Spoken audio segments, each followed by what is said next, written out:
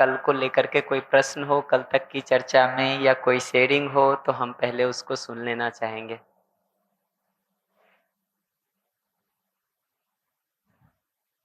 और ये next session जो भी हम करने वाले हैं ना 1.5 घंटे में, इसके तो अंत में ही हम आपसे जरूर सुनना चाहेंगे कि निष्कर्ष के रूप में आपको क्या पकड़ में आया, ताकि आप उसको इम्प्लीमेंट तो कर सकें घर जाके।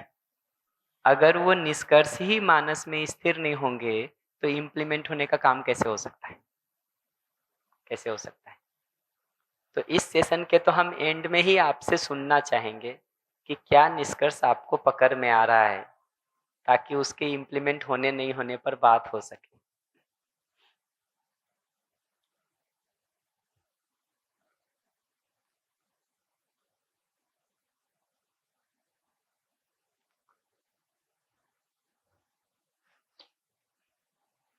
माइक दे दीजिए please.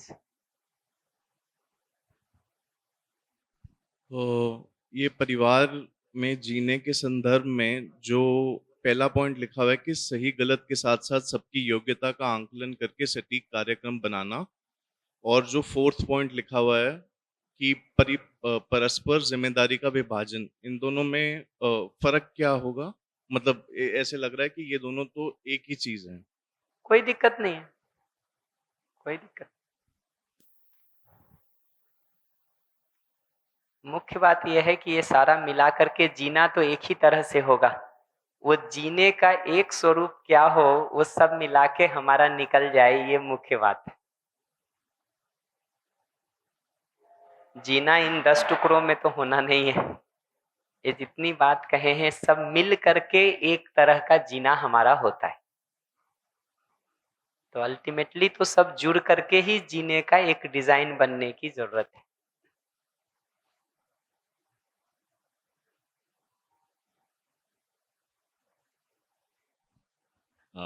Good morning. Morning. Morning.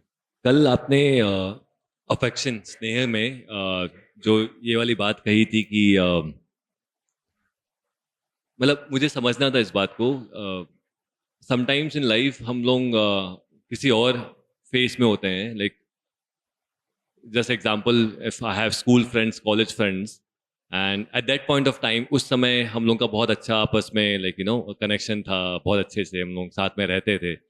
But now because we all are in different parts of the world and हम लोग अलग अलग ज़िंदगी जी रहे हैं, सो अब अगर वो कनेक्शन फील नहीं होता है क्योंकि सब अपनी अपनी राह पे चल चुके हैं, but if the one person, like दो लोग के बीच में एक को वापस आना है उस कनेक्शन में, बट अब तुम मतलब प्यार है, लव है, बट अब वो कनेक्शन अफेक्शन नहीं है बिकॉज उनका लाइफस्टाइल अलग है, मेरा लाइफस्टाइल अलग है। तो वो कहाँ लाइन, मतलब am I doing wrong by not, I don't have any hatred, but at the same time मतलब ये अंडरस्टैंडिंग काफ़ी क्लियर है कि उनकी लाइफस्टाइल बहुत अलग हो चुकी है और मेरी काफ़ी अलग हो चुकी है, तो अब वो स्पेस नहीं है। So how to deal with that, like दो बातें इस संदर्भ में हमको कहनी। एक तो ये कि अभी हमारा जो सारा स्नेह का भाव, सम्मान का भाव, जो प्रेम का भाव, ये सब पर जो बातें हम करते हैं ना, ये सब कहीं ना कहीं दूसरे के करने पर निर्भर करता है। फॉर एग्जाम्पल, हमारे लाइफ स्टाइल के अनुरूप अगर अगला जीता है, ठीक है, तो स्नेह। हमारे लाइफ स्टाइल के अनुरूप अगला नहीं जीता है तो स्नेह गायब होने लगता है। हम साथ साथ किसी प्रोग्राम में पार्टिसिपेट कर रहे हैं तो स्नेह, हमारे प्रोग्राम्स अलग अलग हो गए तो स्नेह नहीं है। जैसा मैं चाहता हूं वैसा आप करते हैं तो स्नेह है। जैसा मैं चाहता हूं वैसा आप नहीं करते हैं तो स्नेह नहीं है। ये सारे डिजाइन में हमारा स्नेह आपके करने पर निर्भर है।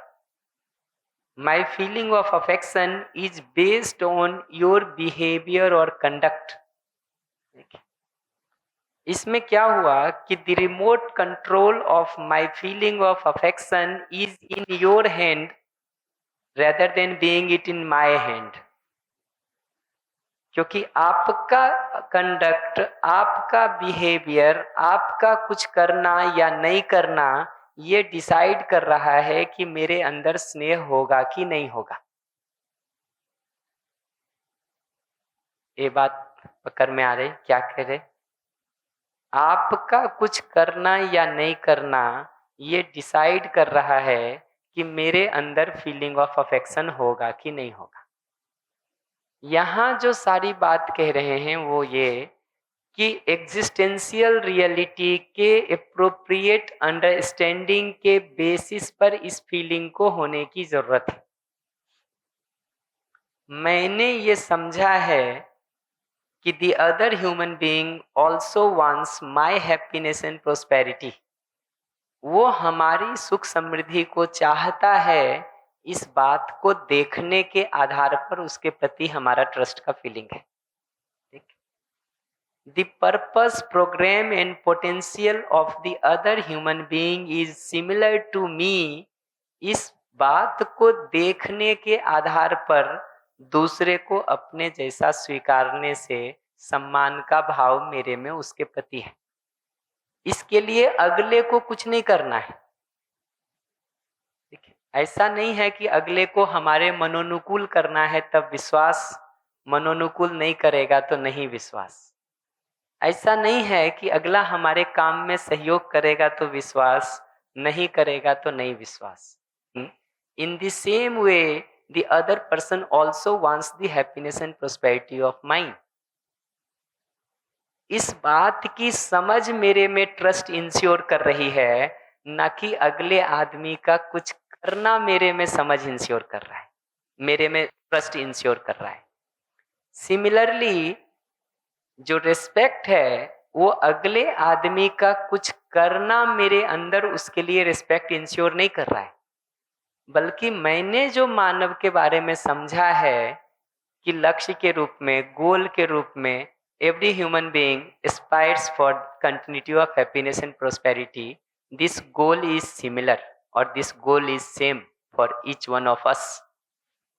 सिमिलरली उस प्रोग्राम को देखेंगे तो to understand the harmony and to live in harmony at all the 4 levels, that is human being, family, society and nature और एग्जिस्टेंस। ये प्रोग्राम हमारे भी हैप्पीनेस का है, ये प्रोग्राम अगले के हैप्पीनेस का भी। डिजायर्ड थॉट एक्सपेक्टेशन के रूप में एक्टिविटीज हमारे अंदर भी चल रही है, आपके अंदर भी चल रही है। नेचुरल एक्सेप्टेंस हमारे में भी है, आपके में भी है। इसलिए चीजों को आप भी जांच परख कर सकते हैं, आप भी समझ सकते हैं, आप भी जी सकते हैं। ये समझ जो मेरी ह्यूमन बीइंग के बारे में बनी है, this understanding ensures the feeling of respect inside me. इसी तरह से फीलिंग ऑफ अफेक्शन के लिए देखेंगे तो the other person is related to me, that relationship is already there in this nature, in this existence. We all are interconnected with each other. उसके कई सारे उदाहरण हमने कल देने की कोशिश की थी। नेचर और एग्जिस्टेंस पर हम जाएंगे तो धीरे धीरे उसको और हम एक्सपेंड करेंगे कि how we are interconnected to each other. Since I am able to see that interconnection with you, that ensures the feeling of affection inside me। तो ये कनेक्शन जो हम आपके साथ देख रहे हैं, ये कनेक्शन हमारे अंदर फीलिंग ऑफ अफेक्शन को इंश्योर कर रहा है, ना कि हमारा कॉमन प्रोग्राम हमारे फीलिंग ऑफ अफेक्शन को इंश्योर कर रहा है। तो फीलिंग का बेसिस तो यहाँ पर इसको पहचान रहे हैं। प्रोग्राम फीलिंग ऑफ अफेक्शन होने के बावजूद भी प्रोग्राम हम साथ साथ बनाएंगे ही और एक जैसा ही बनाएंगे, ऐसा बिल्कुल नहीं है। तो फीलिंग ऑफ अफेक्शन के साथ अगर आपको 2 रोटी की भूख है तो हम आपको 2 खिलाते हैं, इनको 4 की भूख है तो 4 खिलाएंगे। ठीक है, आपको किसी चीज की कॉपी पेन की जरूरत है तो आपको कॉपी पेन देंगे। ठीक, इनको स्कूल की फीस की जरूरत है तो स्कूल फीस देंगे। ठीक, तो फीलिंग ऑफ अफेक्शन सेम होने के बावजूद एक्सप्रेशन के तरीकों में तो डिफरेंसेस होगा ही, भिन्नता होगी ही, विविधता होगी ही। तो अगर हमारा कोई कॉमन प्रोग्राम नहीं निकल पा रहा है किसी भी कारण से, दैट डज नॉट मीन कि my feeling of affection gets affected by it. पहचान क्या होगी उसकी? मैं कैसे कह सकता हूं कि that feeling of affection is there inside me? Very simple, जब कभी आप किसी प्रॉब्लम में हमको दिखाई देते हैं, तो जैसे मैं अपने प्रॉब्लम्स को रिजॉल्व करने के लिए एफर्ट करता हूं, in the same way I make effort for you too, कि आप भी उस प्रॉब्लम से बाहर निकल जाएं। मैं उसके लिए सपोर्ट करने को तैयार रहता हूं, ना कि मैं यहाँ से शुरू करता हूं कि तुमने तो गलत लाइफ स्टाइल चुन लिया तो तुमको ये दुख तो भोगना ही पड़ेगा, अब भोगो। मैं 10 साल से कह रहा था, तुमको समझ में नहीं आ रहा था, अब रिजल्ट आना शुरू हुआ ना, अब अकल खुलेगी तुम्हारी। This is not the way to express the feeling of affection, neither it is the feeling of affection as well. ना तो ये स्नेह का भाव है, ना ये उसको एक्सप्रेस करने का तरीका है। तो प्रोग्राम तो हमारे डिफरेंट हो सकते हैं, ठीक है?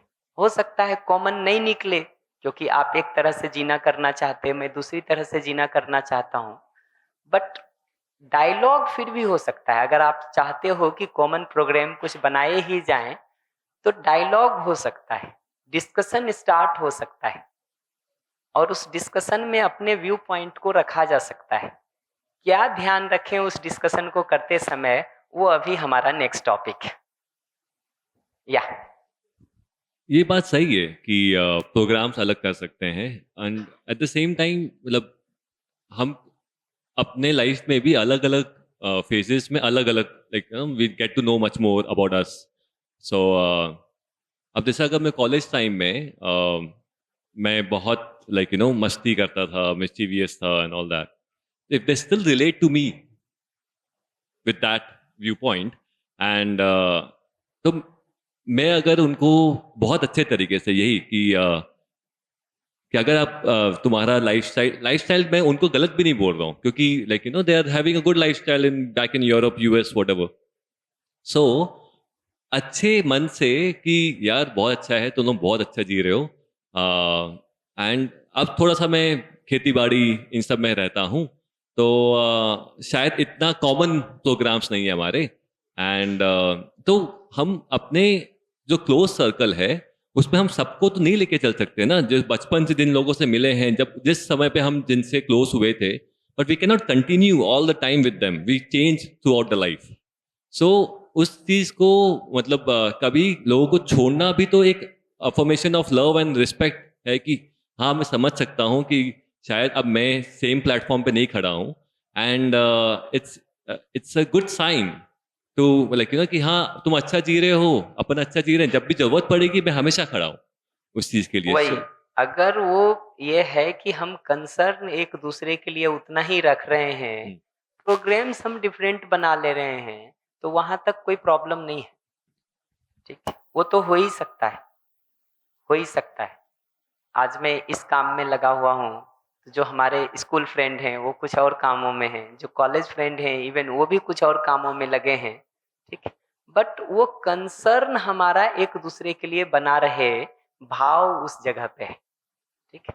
प्रोग्राम्स में तो डिफरेंसेस हो ही सकते हैं, हो ही सकते हैं, लेकिन अगर वो फीलिंग बना रहता है ना, तो हम एक दूसरे को जहाँ भी सपोर्ट कर सकते हैं कर देते हैं। For example when I am in Delhi, अगर हमारे वो फ्रेंड सर्कल के लोग हैं, तो they might come and meet, they might help in the program if they have time, ठीक? वो कनेक्शन हमारा बना रह पाता है, और भाव वैसा ही बना रहता है। The feeling does not get changed. Program में तो वेरिएशन होगा।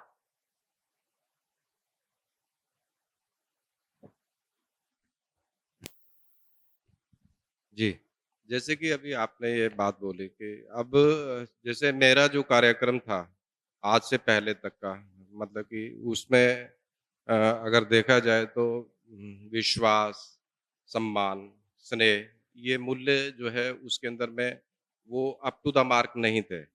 मतलब कि जो जिसको कहेंगे हम कि वो निरंतरता के अर्थ में नहीं थे। तो लेकिन जब उसको जान लिया, जब उसको पहचान लिया कि इन मूल्यों के अंदर में एक सुख की निरंतरता है और पहचानने के बाद अब जिन जो कार्यक्रम बनता है और उसमें आप सहयोग की बात कर रहे हैं कि दूसरे लोगों के साथ और परिवार के भी लोग हों, बाहर के लोग भी हों, तो उसमें फिर वो सहयोग किस तरह से देना? क्योंकि जो उसमें अंदर में है, वो तो पैसा कमाने के लेकर के है या कोई नया प्रोजेक्ट लगाने को लेकर के है, तो वो उस तरीके से चल रहा होता है। और इसी तरह से वर्क प्लेस के ऊपर भी कुछ हद तक इस तरह से होता है। लेकिन जहाँ-जहाँ होता है मैं वो अपनी तरफ से तो वो करता ही हूँ कि भई वो एक जिसमें सुख की निरंतरता है उसकी तरफ वो गतिशील हो पाएँ। लेकिन फिर भी उसके अंदर में मेरे को लगता है कि मुझे तो काफ़ी अड़चन आती है। तो उसके अंदर में आपके सुझाव क्या हो सकते हैं? देखिए, अगर कोई आज के दिन बिज़नेस में भी लगा हुआ है, काम में भी लगा हुआ है, प्लांट बैठा रहा हो, पैसे कमा रहा हो, ठीक? अगर मैं देखता हूँ कि मैं क्या सहयोग कर सकता हूँ, तो अगर उस एरिया में हमारी कोई एक्सपर्टीज़ है, तो मैं उसको ठीक सलाह दे सकता हूँ कि प्लांट को इस्टेब्लिश करने में क्या-क्या ध्यान रखने की ज़रूरत पड़ती है, ठीक है? ये सलाह तो मैं दे सकता हूँ, ठीक है? वो मेरा कंट्रीब्यूशन हो सकता है अगले के साथ अगर हमारी एक्सपर्टीज़ है तो, ठीक? ऐसे ही वो प्लांट चलाता हुआ व्यक्ति, ठीक, 10 तरह के ह्यूमन रिलेटेड प्रॉब्लम को फेस करता ही है, inside the plant and inside the family, ठीक। उस जगह पर उसको सपोर्ट करने का काम मैं कर सकता हूँ, ठीक। तो ये हमारा सपोर्ट रोल मैं बता रहा हूँ कि ये 2 जगह तो कम से कम हो सकता है। हमारी अगर केमिकल इंजीनियरिंग में एक्सपर्टीज़ है और उस एरिया में कोई काम कर रहा है, तो मैं हेल्प कर सकता हूँ, ठीक। ऐसे ही वो काम करता हुआ व्यक्ति भी है तो आदमी, तो ऑफिस में भी प्रॉब्लम्स को डील करने में, परिवार और समाज में प्रॉब्लम्स को डील करने में उसको कठिनाई आने ही वाली है, ठीक। जब वो आता है तो उस जगह पर मैं हेल्प कर सकता हूँ। ये 2 कंट्रीब्यूशन तो कम से कम मुझे अपनी तरफ से दिखता है दैट आई कैन डू। दूसरा क्या कर सकता है ये मैं सुझाव तो दे सकता हूँ, लेकिन करना नहीं करना तो उसको समझने पर निर्भर करेगा, ठीक। दूसरे को अगर देखें ना तो मैं मानता हूँ मिनिमम आदमी इतना कर सकता है कि हमको क्रिटिसाइज ना करे, विरोध ना करे, नालायक तुम बेकार की चीजों में फंस गए हो ऐसा ना कहे। लेकिन ये उसके हाथ में है, मेरे हाथ में नहीं है। लेकिन आप पूछ रहे हैं कि वो क्या कर सकता है तो बता रहा हूँ, ठीक है। मुझे याद है काफी पहले कोई आए थे व्यक्ति हमारे कानपुर संस्थान में, तो वहाँ आईआईटी वाले 2-4 हम लोग सब सामान्य रूप से कुछ न कुछ करते ही रहते थे। वहाँ की सारी साफ-सफाई, देख-रेख ये सारे कामों को तो किसी ने उनका परिचय कराया कि ये श्याम है, ऐसे-ऐसे आईआईटी में बीटेक कर रहा था मैं उस समय। जब सब बता लिया उन्होंने तो छूटते ही उन्होंने पहली लाइन कही कि हीरा अंगूठी में शोभा देता है, धूल में नहीं देता। ठीक है? तो उन्होंने कहा कि हीरा जो है वो अंगूठी में शोभा देता है, धूल में उसकी कोई वैल्यू नहीं है। तो पहली जगह तो ये दिखाई देती है कि हम नहीं भी कर पा रहे हैं, लेकिन अगला अगर किसी ठीक काम को कर रहा है तो उसको मिनिमम यह है कि क्रिटिसाइज न करें। पॉजिटिव साइड में देखिएगा तो रिकॉग्नाइज कर सकें, वैल्यू दे सकें, अप्रिशिएट कर सकें कि there is a need in society for this work. अच्छा है कि तुम कर रहे, इतना तो कम से कम कर ही सकता है, ठीक है। अगर सोचता है करने की तो, नहीं सोच रहा है तो कैसे ध्यान दिलाएं करें, वो एक अलग मुद्दा है। अभी तो मैं बता रहा हूं कि भिन्न होते हुए भी कैसे कॉपरेशन हो सकता है, ठीक है, हो सकता है। ऐसे ही इन प्रोग्राम्स में समय निकाल के कभी आ सकता है, देख सकता है, ठीक है, कुछ सेशंस में पार्टिसिपेट कर सकता है। और अगर फाइनेंशियली स्ट्रांग है तो किसी जगह पर प्रोग्राम के उस ऑर्गेनाइजेशन में फाइनेंशियली कंट्रीब्यूट भी कर सकता है।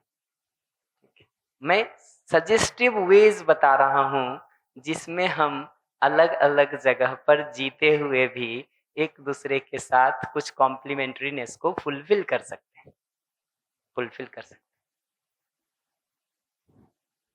एक जो कठिनाई महसूस करते हैं हम, जैसे अभी भैया ने एक क्वेश्चन पूछा था, तो उसमें रहता क्या है कि हम एक इकाई के रूप में 50, 55, 60 लोग अगर काम कर रहे हैं और ऐसी स्थिति में 5 लोगों को एक ही तरीके के काम दिए गए हैं, तो क्षमता के हिसाब से ज़ाहिर-सी बात है सबकी परफ़ॉर्मेंस अलग-अलग होगी, ये स्वीकार होता है।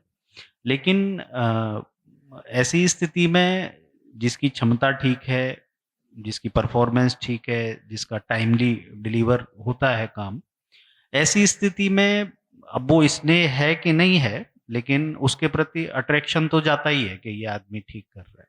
तो मुझे ऐसा लगता है कि कहीं न कहीं बाकी जो बचते हैं उनके प्रति स्नेह का भाव कम होता है।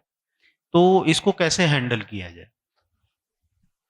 अभी भी आप देखेंगे तो आपका उदाहरण ही ये बात बताता है कि आपका स्नेह इस बात पर निर्भर कर रहा है, इस बात के प्रोपोर्शनल है, इस बात पर डिपेंडेंट है कि अगला कैसा परफॉर्म कर रहा है। ठीक, प्रॉब्लम वहाँ है। ठीक, प्रॉब्लम वहाँ है।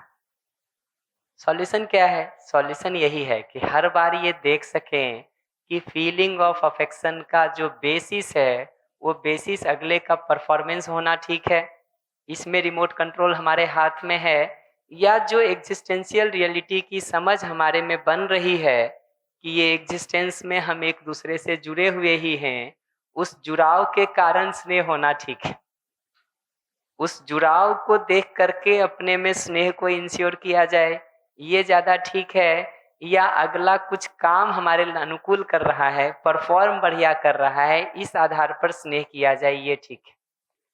फिर आप पूछेंगे कि डिफरेंस कहाँ होगा ना, ठीक है, तो 2 जगहों पर उसका डिफरेंस दिखाई देता है। ठीक है, कृतज्ञता के भाव में अंतर हो सकता है एक लेवल का, गौरव के भाव में अंतर हो सकता है एक लेवल का। ठीक है, गौरव के भाव में, कृतज्ञता के भाव में वो अंतर हो सकता है। इवन सम्मान का भी जो चौथा जगह है ना, परस्पर पूरकता में, उसमें दूसरा हमसे श्रेष्ठ है कि हमसे बराबर है कि हमसे कम है, वहां भी अंतर हो सकता है। लेकिन वो जो मिनिमम 3 चीजें हैं, विश्वास का, सम्मान का कि दूसरा मेरे जैसा है, और स्नेह का कि दूसरा हमसे जुड़ा हुआ है, उसके सुख दुख के लिए भी हम उतने कंसर्न्ड हैं। ये अगर नहीं होगा जी, तो चलेगा कैसे परिवार? हैप्पीनेस और प्रोस्पेरिटी के साथ जीना तो हर आदमी का नीड है ना। जो अच्छा परफॉर्मेंस कर रहा है वो भी, जो नहीं कर पा रहा है उन पैरामीटर्स में वो भी। ठीक है, प्रोस्पेरिटी तो दोनों का नीड है, हैप्पीनेस दोनों का नीड है। तो कहीं ना कहीं हमको डिजाइन तो इस तरह के ही सोचने की जरूरत पड़ेगी कि वो सब कैसे इंश्योर हो सके, सब कैसे इंश्योर हो सके। जी, इसमें मोस्टली होता क्या है कि ये चीजें भाव और विचार के लेवल पे अपने अंदर रहती हैं। सामने कोई भेदभाव हो रहा है ऐसा नहीं होता, मतलब व्यक्ति टू व्यक्ति में भेद नहीं होता, वो चीजें सामान्य तौर पे सही रहती हैं। लेकिन जहाँ जिम्मेदारी का भाव है वहां कहीं ना कहीं ऐसे विचार आते हैं कि इनको थोड़ा बेटर होना चाहिए, परफॉर्मेंस बेटर है, सारी चीजें बेटर हैं उस स्थिति में। तो जब एक लेवल को अप करके देखते हैं तो बिना देखे दूसरा लेवल डाउन हो जाता है, बिना देखे दूसरा लेवल डाउन हो जाता है। तो ऐसी स्थिति में मतलब बाद में खुद में ऐसा महसूस होता है कि नहीं, समानता रखनी चाहिए थी। प्रश्न पहुंचा आप तक? मैं उत्तर रिस्पॉन्ड करता हूँ, फिर बताइएगा पहुंचा कि नहीं। मैं जो बार बार देख पा रहा हूँ, ये कहना चाह रहा हूँ कि हमारे स्नेह, अंदर ही जो स्नेह का भाव है उसी की बात मैं कर रहा हूँ, उसका आधार अगले का परफॉर्मेंस होगा, या उसका आधार एग्जिस्टेंशियल रियलिटी में जो इंटरकनेक्शन हमको दूसरे के साथ दिख रहा है वो होगा। अगर हमने परफॉर्मेंस को आधार बना रखा है तो हमारा भाव कभी भी स्थिर एक जैसा नहीं हो सकता है सबके लिए। ये बहुत क्लियर है मुझे भी। इसीलिए बार बार समस्या की तो सारी जड़ वही है कि हमारे भाव दूसरे के व्यवहार पर निर्भर करते हैं, हमारे भाव दूसरे के करने पर निर्भर करते हैं। कोर प्रॉब्लम तो वही है। उसी के सॉल्यूशन पर हम बात कर रहे हैं कि ये हमारा स्नेह का भाव दूसरे के करने पर निर्भर करेगा या दूसरे के साथ जो कनेक्शन हमको दिखाई दे रहा है उस पर उसको निर्भर होना बनता है। अगर उस कनेक्शन पर निर्भर होगा तो स्नेह का भाव अंदर भी एक जैसा होगा, जिसका मतलब है कि जो अच्छा परफॉर्मेंस कर रहा है उसके लिए भी हम उतने ही कंसर्न्ड हैं, जो उतना बेहतर परफॉर्म नहीं कर पा रहा है उसके लिए भी हम उतने ही कंसर्न्ड हैं। ठीक है, बाकी आपको सैलरी क्या देनी है, इंक्रीमेंट क्या करना है, उसकी तो जो भी पॉलिसी हो वो पॉलिसी सबके लिए इक्वली वैलिड है। ऐसे मुश्किल तो बहुत सारी होती ही है वो इक्वली वैलिड है सबके लिए। ऐसा नहीं है कि हम किसी के लिए एक पैरामीटर बना रखे हैं, किसी दूसरे के लिए दूसरा पैरामीटर बना रखे हैं। अगर वो बना रखे हैं तो प्रॉब्लम है, और वो होता है बहुत बार, लोग करते रहते हैं, जो उनके आगे पीछे घूमे, जो उनके हिसाब से कुछ कर दे, जो उनका रिलेटिव हो उसको ऊपर उठा देते। तो यहाँ तो वे आप डिफरेंस कर रहे हैं। ठीक है, वो पैरामीटर अगर एक बार फिक्स हो गया तो सबको पता है कि इसी पैरामीटर के बेसिस पर ये सैलरी मिलनी है, ये इंक्रीमेंट होना है, ये होना है। बट हमारा कंसर्न जिसको इंक्रीमेंट मिल गया उसको भी और जिसको इंक्रीमेंट नहीं मिल रहा है उसको भी, दोनों के लिए एक जैसा होना बनता है अगर हम अपने में स्नेह के भाव की कंटिन्यूटी चाहते हैं तो। बार बार जो हम देखिएगा पिछले 2-3 दिनों से बात कर रहे हैं ना, वो बात यही कर रहे हैं कि विश्वास, सम्मान और स्नेह, ये कम से कम इन 3 भाव को देखेंगे तो अपनी समझ के आधार पर इसको स्थिर करेंगे या दूसरे के करने को देख करके करेंगे। अगर दूसरे के करने को देख के कर रहे हैं तो इसमें कंटिन्यूटी आना असंभव जैसा है, क्योंकि दूसरे का बिहेवियर ही फिक्स्ड नहीं है। वही आदमी एक समय एक तरह से जीता है, दूसरे समय दूसरे तरह से जीता है। एक आदमी एक तरह से जीता है, दूसरा आदमी दूसरे तरह से जीता है। इसमें स्नेह की कंटिन्यूटी बनेगी कैसे? बनेगी कैसे? अगर आपको उत्तर पकड़ में आ गया तो प्रश्न पहुंच गया था। हेलो, हाँ भैया, जी, ऐसी परिस्थिति में गुस्सा आना लाजमी हो जाता है कि वो दूसरा हमारे हिसाब से नहीं चल रहा है या हम बार बार कह रहे हैं फिर भी नहीं कर रहा है, तो उसमें कैसे अपनी पात्रता को बढ़ाया जाए?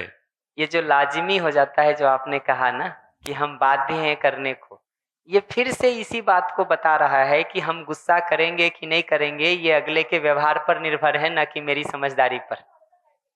प्रॉब्लम एक ही है, आप बीसियों तरह से भी जो हम देखते रहते हैं ना, आप देखिए हर बार क्या कर रहे हैं, हम कह रहे हैं कि हम गुस्सा करेंगे कि हम शांत रहेंगे, ये इस बात पर निर्भर करेगा कि तुम मेरे साथ क्या करोगे। यही कह रहे हैं ना आप?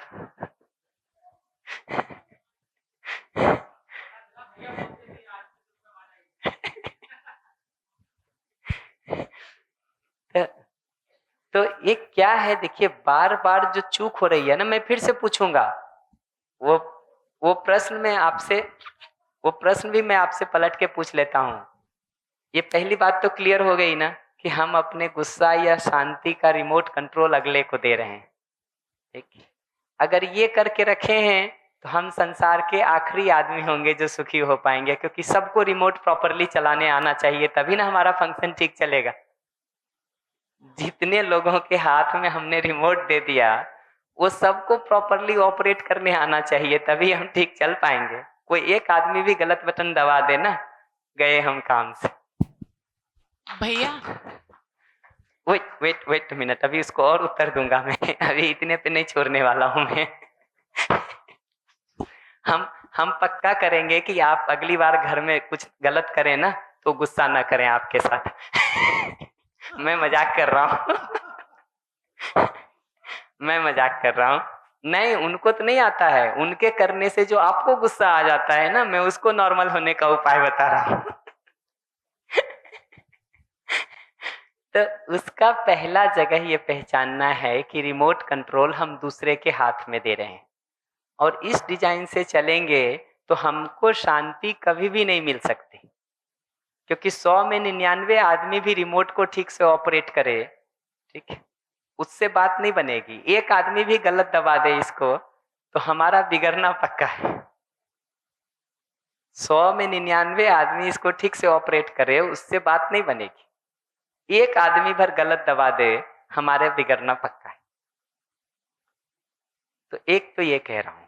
दूसरा ये कि अब आप पलट के देखिए कि आपका उद्देश्य क्या है। अगला गलती करते रहे बार बार और आप गुस्सा करते रहें, ये आपका उद्देश्य है, या अगला गलती करना छोड़ करके ठीक जीने लगे, ये आपका उद्देश्य है?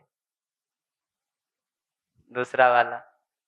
तो गोल क्लियर हो गया कि गोल ये नहीं है कि अगला गलती करता रहे और मैं गुस्सा करता रहूं। गोल तो ये है कि अगला ठीक करने लगे और मुझे भी गुस्सा नहीं करना पड़े। तो अब ये देखना चाहिए कि जब गुस्से से इस तरह से हम कुछ कहते हैं तो क्या अगले में ठीक होने की कोई प्रक्रिया शुरू भी होती है, या अगला और रिएक्टिव होकर के 4 बात हमको भी सुना जाता है बाहर, या कम से कम अंदर तो सुना ही जाता है, बाहर ना भी सुना पाए तो। ये रिजल्ट तो देखना पड़ेगा ना कि जो हम कर रहे हैं गुस्सा करके, कहीं ऐसा तो नहीं कि हम अपने ही पर्पस को अपने ही हाथों से डिफीट कर दे रहे हैं। कहीं ऐसा तो नहीं कि हम अपने ही पैर पर कुल्हाड़ी खुद से मार रहे हैं। ये हिसाब तो देखने की जरूरत पड़ेगी ना। अगर हो जाता हो गुस्से से हम भी ठीक, अगला भी ठीक, वेल एंड गुड। नहीं होता है तो हमको ये देखना पड़ेगा ना कि जो डिजाइन हम अपना रहे हैं उस डिजाइन से हमारा ही पर्पस डिफीट हो जा रहा है, हमारा ही पर्पस डिफीट हो जा रहा है। तो ऐसे सिचुएशन में क्या करें का उत्तर है कि सम्मान और स्नेह को बनाए रखते हुए अपनी बात कह सकें। कैसे वो कहा जाता है उसी पर थोड़ी बात मैं अभी करना चाह रहा हूँ।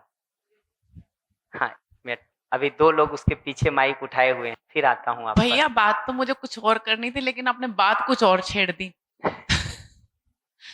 मतलब आपने जैसे इन्होंने किसी भी संदर्भ में जो भी आपसे पूछा, लेकिन इनके साथ ना समटाइम्स क्या होता है कि अगर मान लो मेरे को गुस्सा आ रहा है या मैं किसी चीज का विरोध कर रही हूँ, तो ये पलट के जवाब नहीं देंगे और घुन पुने से ना जैसे बिल्कुल चुप होके, मतलब मैंने बताया ना कि भाव तो होंगे गुस्से वाले, लेकिन शांत होके कहीं ऐसे कि जैसे पता नहीं एकदम ही बम फोड़ेंगे, लाइक दैट, ऐसे वाला।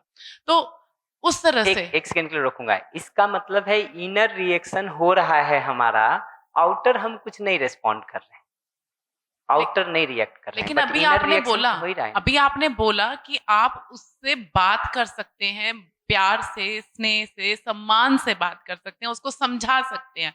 क्योंकि अगर मैं कुछ बोल रही हूँ और सामने वाला चुप है बिल्कुल, तो ऐसे लगता है, मान लीजिए मेरे को इस तरह से लगता है कि बंदे के जू ही नहीं रेंग रही है। मैं समझ गया आपकी तो बात बस का। यहाँ पर थोड़ी सी वो है। और ये तो इनका वाला क्वेश्चन हो गया, अब मेरा वाला सुनिए। मेरा वाला ये है, जैसे आपने कहा देखते हैं पत्नी कितना ध्यान रखती है, हस्बैंड ठीक से समझ ले उसका बहुत ध्यान रखती है कि क्योंकि प्रश्न भी फॉर्मुलेट करके बताती है। और क्या, मैं उसको ऐसे फिल्टर करके सुनता हूँ कि पत्नी ये चाहती है कि मैं समझदार और जिम्मेदार हो जाऊं। हाँ भैया, जैसे आपने कहा कि भाई किसी भी, यही चाहती है ना दीदी? बिल्कुल चाहते हैं। पूछ लेना जरूरी है। मैं भैया एक टीचर रही हूँ, तो मैं हमेशा ये कहूंगी कि मैं भी अपनी बात को रख सकूं, लेकिन सामने वाले का भी दम ना घोट दूं। मतलब वो भी अपनी बात को रख सके, बस इतना ही है। ये कम्युनिकेशन अगर गैप नहीं होगा तो शायद गाड़ी बहुत अच्छे से चलेगी। वो पता है क्यों वो रिप्लाई नहीं करते हैं?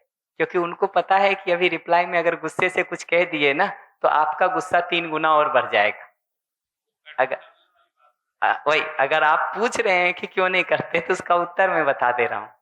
ठीक है, उसका उत्तर यह है कि उनको लगता है कि उनके बोलने से पेट्रोल और पड़ने वाला है, अभी आप और उबल जाएंगे। पर मैं इसको सॉल्यूशन नहीं कह रहा हूँ, मैं तो कारण बताया। सॉल्यूशन क्या है उसका, कैसे उन सिचुएशन में हम रिस्पॉन्ड कर सकते हैं, वो अभी बताता हूँ।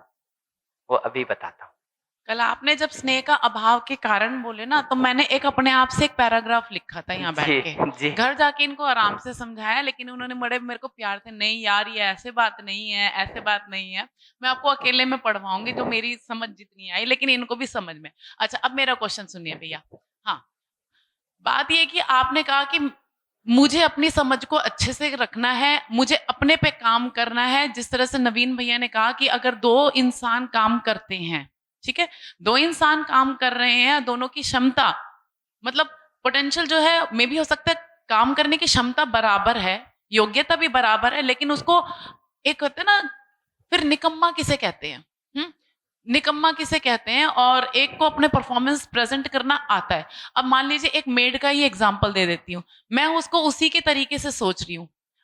मुझे आज छुट्टी चाहिए, चलो हो सकता है बहुत जरूरी काम हो। रक्षाबंधन की छुट्टी चाहिए, हर बहन को चाहिए, चलो ये भी छुट्टी तैयार है। मैं किसी के यहाँ पर चली जाती हूँ दीदी, तो फिर मेरे को ना अगले दिन और रेस्ट चाहिए होता है, तो अगले दिन की छुट्टी भी माफ हो गई। वो आई नहीं, कम्युनिकेशन उसने मेरी तरफ से को दिया ही नहीं, मुझे ही फोन करके पूछना पड़ा। बहुत छोटी सी घरेलू बात है, ये मोस्टली सभी के साथ होती है। हाँ, और फिर उसके बाद मैं समझ गया। मेरे को कल कौन सा व्रत था जो बेटे के लिए रखते हैं, मुझे उसकी छुट्टी लेनी है। और वो छुट्टी में मेरा स्नेह बढ़ता रहेगा या घटेगा कहीं? इससे हमको अभी आता हूँ उनका बात पर, फिर और इसको उत्तर दूंगा। पर इससे हमको क्या सुनाई पड़ा पता है? हमको क्या दिखाई और सुनाई पड़ा? हमको ये सुनाई पड़ा कि आपको मेड की जरूरत ज्यादा है, मेड को आपकी जरूरत कम है। भैया 30 तारीख को मुझे याद करती है बराबर।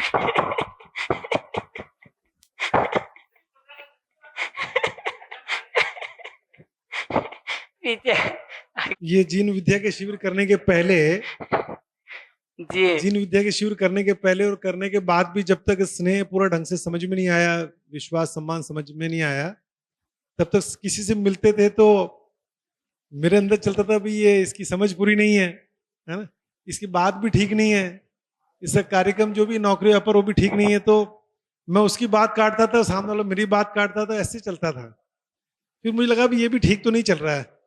तो धीरे धीरे जैसे विश्वास सम्मान स्नेह थोड़ा समझ में आया, तो अब सामने वाला कुछ बोलता है तो सुनते जाता है, पहले अपना भाव बना रहे और सुनते रहे उसको। तो कई बार ऐसे सामान्यतः ऐसा होता है, कोई विषय पर जैसे वो कुछ बोल रहा है, क्रिकेट पे या फिल्म पे या पॉलिटिक्स पे, बिना उसकी पूरी समझ के गोदी मीडिया के कहने पे अंधभक्त के रूप में कुछ कह रहा है, तो सुनते रहते हैं। जवाब देना नहीं है कि अपना तो भाव बनाए रखना, भाव बिगाड़ना नहीं है। और एक तो कई चीजों में चुप ज्यादा रहना पड़ता है, सुनना ज्यादा पड़ता है। दूसरा ये कि अब थोड़ा अप्रिशिएट भी कर पाते हैं जब भाव बनाए रखते हैं, तो यार तुम जो भी कर रहे हो उसमें हाँ अब ये संभावना है, तो थोड़ा अप्रिशिएट उसको भी कर देते हैं, उसको नौकरी व्यापार को भी कर देते हैं थोड़ा, ताकि संवाद शुरू तो हो। लेकिन उसके बाद अब अपने पास और कोई विकल्प तो बचा नहीं, और कोई विषय नहीं है बात करने का जिंदगी के अलावा, तो घूम फिर के इसी पे ध्यान आकर्षण करना होता है। भाई आजकल मैं तो ये कर रहा हूँ, तुम भी आओ कभी, क्योंकि मोटा मोटा समझ में आ गया, मानव को डिजाइन तो नहीं समझेगा तो घर में ऑफिस में सब ये थोड़ा बहुत तो परेशान होगा ही होगा वो। तो जैसे आपने कहा ना, कई बार सामने वाले को उसके बारे में उतना मालूम नहीं जितना आपको मालूम होता है, क्योंकि आप मानव का डिजाइन समझ गए। तो थोड़ा हम भी प्रयास कर रहे हैं, तो उसमें ऐसा लगता है सामने वाला भी बोले ना बोले, अंदर फंसावट तो होगी कहीं ना कहीं संबंधों में। तो कोई कहते हैं आ जाओ, तो वो इसको और कैसे बेहतर तरीके से, ये जो मैं कह रहा हूँ ये ठीक है कि भाव को बनाए रखते हुए सुनना ज्यादा है, बोलना कम है, अंदर भी रिएक्शन नहीं होनी चाहिए, उसको छोटा महसूस नहीं करना है, न छोटा महसूस करवाना है, न अपने अंदर महसूस करना उसके बारे में छोटा है वो, मेरा जैसा ही है ऐसा महसूस करना है, लक्ष्य कार्यक्रम क्षमता समान है ऐसा महसूस करना है, और साथ में जहां वो अच्छा है उसको अप्रिशिएट करते हुए अपनी बात को रखना है। तो कई बार तो सामने समझ आता, घूम फिर के यार तुम आ तो वहीं जाते हो यार, घूम फिर के तुम आ तो जीवन विद्या पे चाहते हो, एक शिविर में आओ, समझो क्या है, बहुत बढ़िया है वगैरह। इसको और कैसे बेहतर तरीके से संवाद को कर सकते हो, थोड़ा सा बताए ना। आता हूँ इस पर अभी थोड़ा शिविर में आओ एक सॉल्यूशन है। हमको तो चर्चा अगर करनी हो ना, तो इस जगह से शुरू करना चाहिए कि फैक्ट्री ऑफिस और बाकी सब जगह पर चीजें ठीक है कि नहीं, ठीक। और अगर किसी जगह पर आप कहते हैं कि ठीक नहीं है, तो ये सवाल पूछने की जरूरत है कि वहां ठीक करने के लिए क्या कर रहे हैं। हम ये जो सीधा सॉल्यूशन पर जंप करते हैं ना, ठीक है, वो इसलिए क्योंकि हमको लगता है कि इससे चीजें सॉल्व हो जाएंगी। अगले को भी तो दिखना चाहिए कि इससे चीजें सॉल्व होंगी। अगर उसको ये दिखाई नहीं दे रहा है कि उसके जिंदगी की प्रॉब्लम यहाँ आने से सॉल्व होगी, वो आपके सॉल्यूशन को एप्रिशिएट कैसे करेगा? हमसे जो एक बार बार चूक होती है ना, वो ये कि हम सॉल्यूशन पर बहुत जल्दी जंप करने का कोशिश करते हैं। उस सॉल्यूशन पर जंप करने के बदले ना, अगले को इस बात को देखने में हेल्प करना इम्पोर्टेंट बात है कि वो प्रॉब्लम्स में है, ठीक है, और उसके सॉल्यूशन के लिए वो कुछ नहीं कर रहा है, या जो कर रहा है वो सफिशिएंट नहीं है, इसलिए अल्टरनेटिव की जरूरत है। इतना जगह अगर नहीं बनेगा उसमें, तो किसी अल्टरनेटिव को वो ट्राई करने की सोचेगा कैसे? सोचेगा कैसे?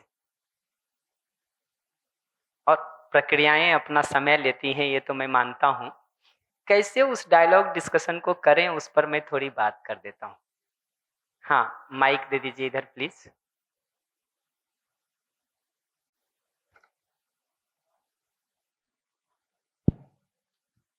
मुझे कभी-कभी लगता है आप जो बात कर रहे हो मैं ये सब बातों को सुनने के लिए मैं बहुत छोटा हूँ, मतलब मेरी उम्र की नहीं है ये बातें, मेरे को ये सब ऐसा लगता है मुझे। उसके दो उपाय हो सकते हैं। एक ये कि जब आपकी उम्र वाले शिविर हो रहे हों, यूथ कैंप जैसी चीजें, तो उसमें आया जाए, तो उसमें सभी आपके ग्रुप के लोग रहते हैं, तो बहुत आसानी से कनेक्ट हो सकता है। एक जगह तो ये है, ठीक है, देखा।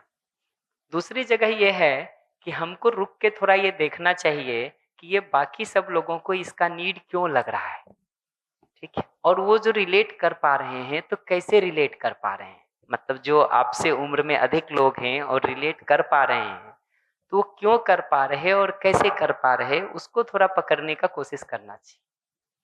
अगर यहाँ रहते हुए देखेंगे तो ये दूसरा वाला उपाय करना ठीक है, ठीक है, करना ठीक है। और पहला वाला ऑप्शन बाद के समय के लिए खुला है कि किसी वैसे यूथ कैंप में आए जहां आपके एज ग्रुप वाले ही सभी लोग हैं, तो कनेक्शन ज़्यादा आसान होता है, टॉपिक्स सिमिलर हो जाते हैं, उदाहरण उस तरह के हो जाते हैं, तो कई सारी बातों को कनेक्ट करना आसान हो जाता है, आसान हो जाता है। ठीक है, थोड़ा आगे चले। एक और भी चीज़ कहनी थी। हाँ, बोलो बोलो। कई बारी तो मैंने ऐसा भी देखा है कि हमारे आसपास के दोस्त मतलब हमारे बीच में नैरेटिव सेट कर देते हैं, मतलब हम आपने रिमोट कंट्रोल वाली बात कही थी ना, हाँ हाँ तो मतलब आपने बोला था कि मतलब कई दोस्त ही ऐसे होते हैं कि मतलब उनके हाथ में रिमोट कंट्रोल वगैरह दे देते हैं, और हाँ हाँ वैसे तो वो भी मतलब नैरेटिव सेट करते हैं हमारे बीच में, मतलब। जी। तो जब आपको ये दिखाई दे रहा है ना कि अगला नैरेटिव सेट कर रहा है हमारे बीच में, तो वहाँ पर सेल्फ की एक्टिविटी को समझने की ज़रूरत है कि उस नैरेटिव को हम बिना जांचे परखे मान ले रहे हैं, स्वीकार ले रहे हैं, या जांच परख के फिल्टर से गुजार करके उसको स्वीकार रहे हैं। क्योंकि कुछ चीज़ें किसी के लिए ठीक लगती है, कुछ चीज़ें किसी के लिए गलत लगती हैं, और मतलब फिर वही कई है, बारी दिक्कत कर जाता है। उसका उपाय तो फिर यही है कि पूरे वर्कशॉप को कभी टाइम निकाल के शुरू से पकड़ना पड़ेगा, क्योंकि बीच में कई सारी बातें हमने कर दी जब आप कॉलेज में थे, तो उन कंटेंट्स को स्किप करने से वो कनेक्शन बैठने में कठिनाई होगी, क्योंकि वो सारे स्टेप पर बात हम उस समय कर चुके ऑलरेडी। तो वो जो चीज़ें हमको सही और गलत लगती हैं, वो कैसे सही एक जैसा हो जाए हम सबका, उसी पर हम शुरू से बात कर रहे हैं। कि एक ह्यूमन बीइंग को जब हमने समझा, तो हम देख पा रहे हैं कि वो हम सब के लिए एक जैसा है। परिवार में जब संबंधों को हम समझने गए, उसमें फीलिंग्स को समझने गए, तो ये दिखाई देता है कि फीलिंग्स भी हम सब एक जैसा ही चाहते हैं, और समझ के उसको एक जैसा इंश्योर कर सकते हैं। आगे सोसाइटी, नेचर और एग्जिस्टेंस को भी जब समझने जाएंगे, समाज को, राष्ट्र, समाज को, प्रकृति को, अस्तित्व को, तो देखेंगे कि समझ की जगह पर हम एक जैसे ही हैं। समझे बिना जब हम माने रहते हैं, तो हमारे मानने में बहुत सारा अंतर है। समझने की जगह पर वो अंतर नहीं है, इसी को हम स्टेप वाइज देखने का काम कर रहे हैं। तो ह्यूमन बीइंग को समझने में वो काम हम कर चुके, फैमिली को समझने में वो काम हम लगभग पूरा कर रहे हैं, सोसाइटी और नेचर का काम हम अभी आगे करेंगे, करेंगे। ठीक है।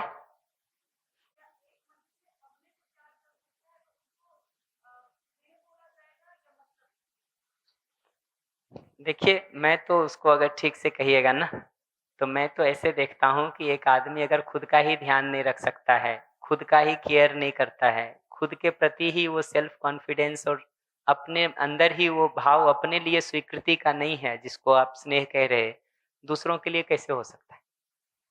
पॉसिबल ही नहीं है, पॉसिबल ही नहीं।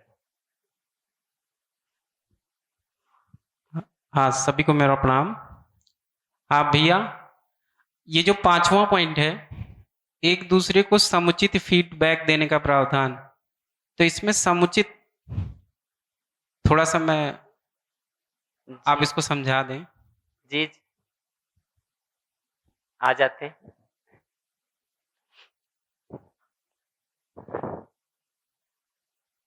मार्शल रोजेनबर्ग की एक टेक्नीक है नॉन वायलेंट कम्युनिकेशन के नाम से। मैं बहुत क्लासिकल कम्युनिकेशन को यूज़ नहीं कर रहा हूँ, मैं उसके एक मॉडिफाइड वर्ज़न को आपके साथ बात कर रहा हूँ, जिस पर मैं कुछ बातों पर ध्यान दिला देता हूँ। स्लाइड आपके पास है ऑलरेडी, स्लाइड आपके पास है।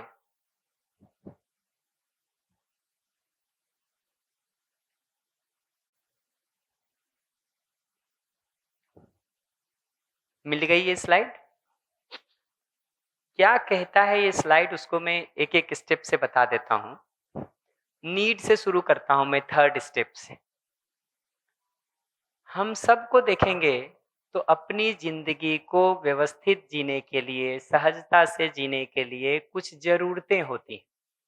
जैसे भोजन हमारी एक ज़रूरत है, कपड़ा हमारी एक ज़रूरत है, सम्मान हमारी एक ज़रूरत है, दूसरा हमसे सहयोग करे ये हमारी ज़रूरत है, घर में व्यवस्थित जीने के लिए, समाज में व्यवस्था हो ये हमारी एक ज़रूरत है, परिवार ऑर्गेनाइज्ड रहे ये हमारी एक ज़रूरत है। ठीक है? ऐसी ज़रूरतों को देखने जाएँगे तो हमारी कुछ ज़रूरतें होती हैं। वो ज़रूरतें जब पूरी होती हैं, वो नीड्स जब पूरी होती हैं, तो हमारे अंदर सकारात्मक भावनाएँ उठती हैं। प्रसन्नता होती है, उत्साह होता है, ठीक है? सुख होता है, शांति होती है, ऐसा पॉजिटिव कोई ना कोई भावना उठता है। ठीक है? ये पकड़ सकते? जब कभी हमारी नीड पूरी नहीं होती है, तो वही फिर गुस्सा, डिप्रेशन, फ्रस्ट्रेशन, एंगर, ठीक है? ऐसे किसी न किसी भावना के रूप में बाहर निकलता है। ऐसे किसी न किसी इमोशन के रूप में बाहर निकलता है। ये दो तरह का स्टेट दिखता है। नीड के पूरा होने से हम एक नेचुरल नॉर्मल स्टेट की तरफ जाते हैं। नीड के पूरा नहीं होने से हम एक एबनॉर्मल स्टेट की तरफ जाते हैं। तो जितना एबनॉर्मल स्टेट चाहे मेरा दिखता है, चाहे सामने का वाले का दिखता है, वो सबका कुल एक ही मतलब है कि कोई नीड है जो पूरी नहीं हो रही। ये पकड़ में आया? तो मैं कह रहा हूँ, पहली बात ये कह रहा हूँ जिसको ध्यान रखने की ज़रूरत है कि हमारी कुछ स्पेसिफिक नीड्स हैं जो पूरी होती हैं तो हम नेचुरल नॉर्मल स्टेट की तरफ मूव कर पाते हैं, और जब कभी वो नीड्स पूरी नहीं होती हैं तो वही हमारे एबनॉर्मल स्टेट का कारण है, चाहे मैं हूँ चाहे आप हों।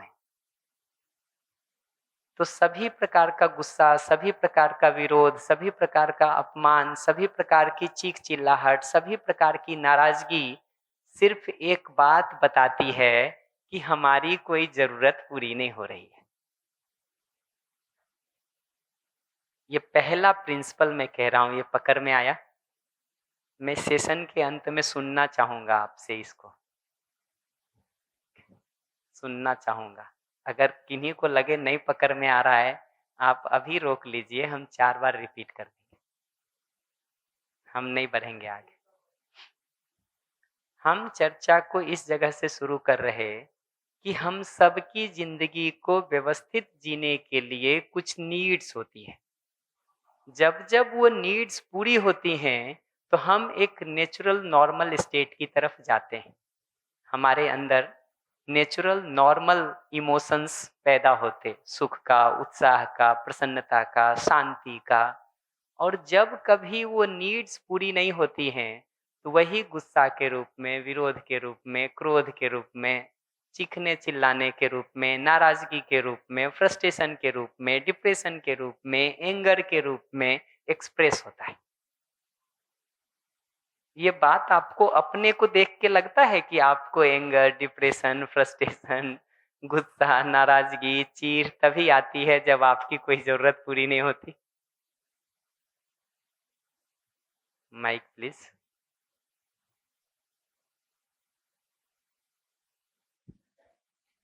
ये बात तो बिल्कुल क्लियर है कि जब हमारी कोई नीड पूरी नहीं होती है तो वो अलग अलग रूपों में एक्सप्रेस होती है, गुस्से के रूप में, झल्लाहट के रूप में।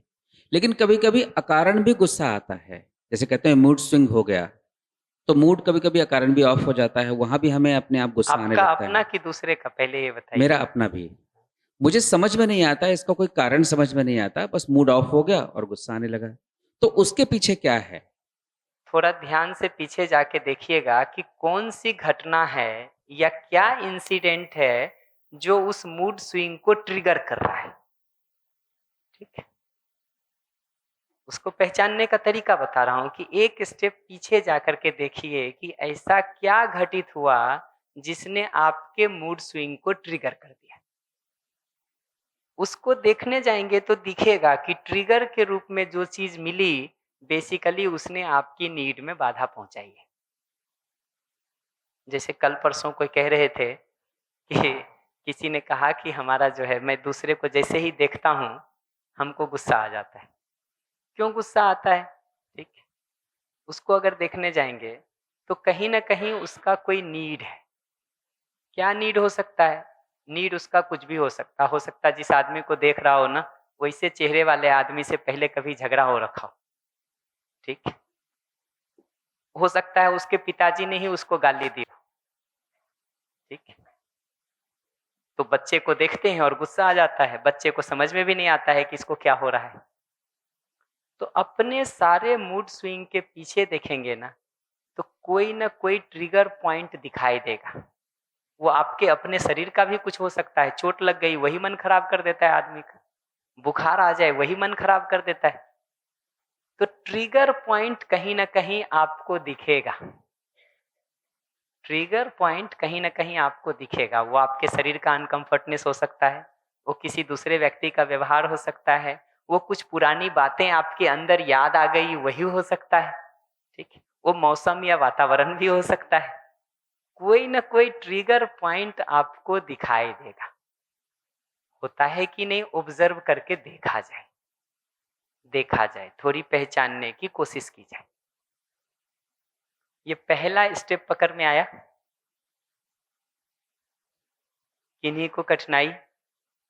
बढ़िया, हम सुनना चाहेंगे सेशन के एंड में इसको।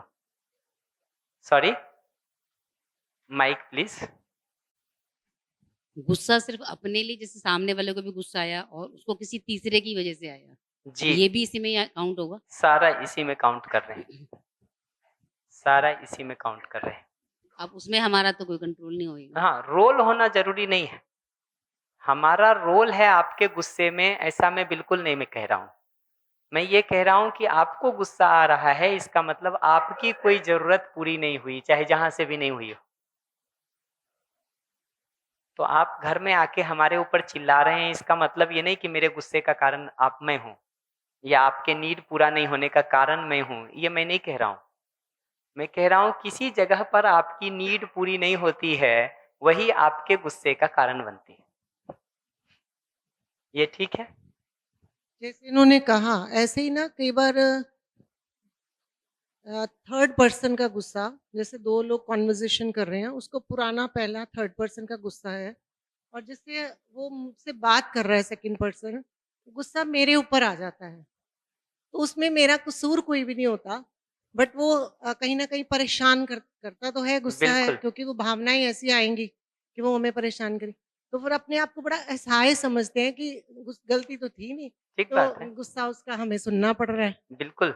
तो उसमें फिर वही बात आ जाती है कि हमें शांति से समझना है कि उसकी नीड उससे थर्ड पर्सन से थी जो पूरी नहीं हुई। जी, जी। तो इसीलिए वो मैनेज करके वो तीसरे बंदे को भी ठीक करना पड़ेगा। जी, उसको कैसे डील करें उस पर मैं आता हूँ। बट कारण पहले पकड़ना ज़रूरी है कि उसका मूल उद्देश्य हम पर चिल्लाना नहीं है। उसका मूल उद्देश्य हमको बुरा-भला कहना नहीं है। उसका मूल उद्देश्य हमसे आके झगड़ा कर लेना नहीं है। उसका मूल उद्देश्य हमारे साथ गाली-गलौज करना नहीं है। उसका मूल उद्देश्य तो उसकी ज़रूरत का पूरा होना है। क्यों? क्योंकि अगर मूल उद्देश्य गाली-गलौज करना ही होता, तो गाली-गलौज करके आराम में आ जाता। जब तक उसकी वो ज़रूरत पूरी नहीं होगी, वो आराम में नहीं आ सकता है। जब तक उसकी वो ज़रूरत पूरी नहीं होगी, वो आराम में नहीं आ सकता। जी? भाई, अभी इस पर एक-एक स्टेप चले ना। देखिए, आप सॉल्यूशन ढूँढना शुरू कर दे रहे हैं। पहला स्टेप ये पकड़िए कि गुस्सा होने का मतलब है किसी ज़रूरत का पूरा नहीं होना।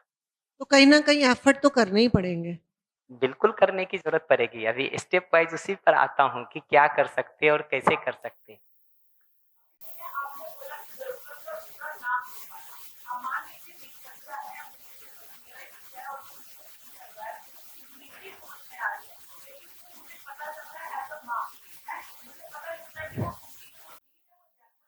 मैंने अभी तक कहा क्या कि उसकी नीड पूरा कर दीजिए? मैंने कहा क्या कि उसके गुस्से को शांत कीजिए? अपना गुस्सा तो पहले शांत कर लीजिए। दूसरे का तो बाद में करेंगे जी।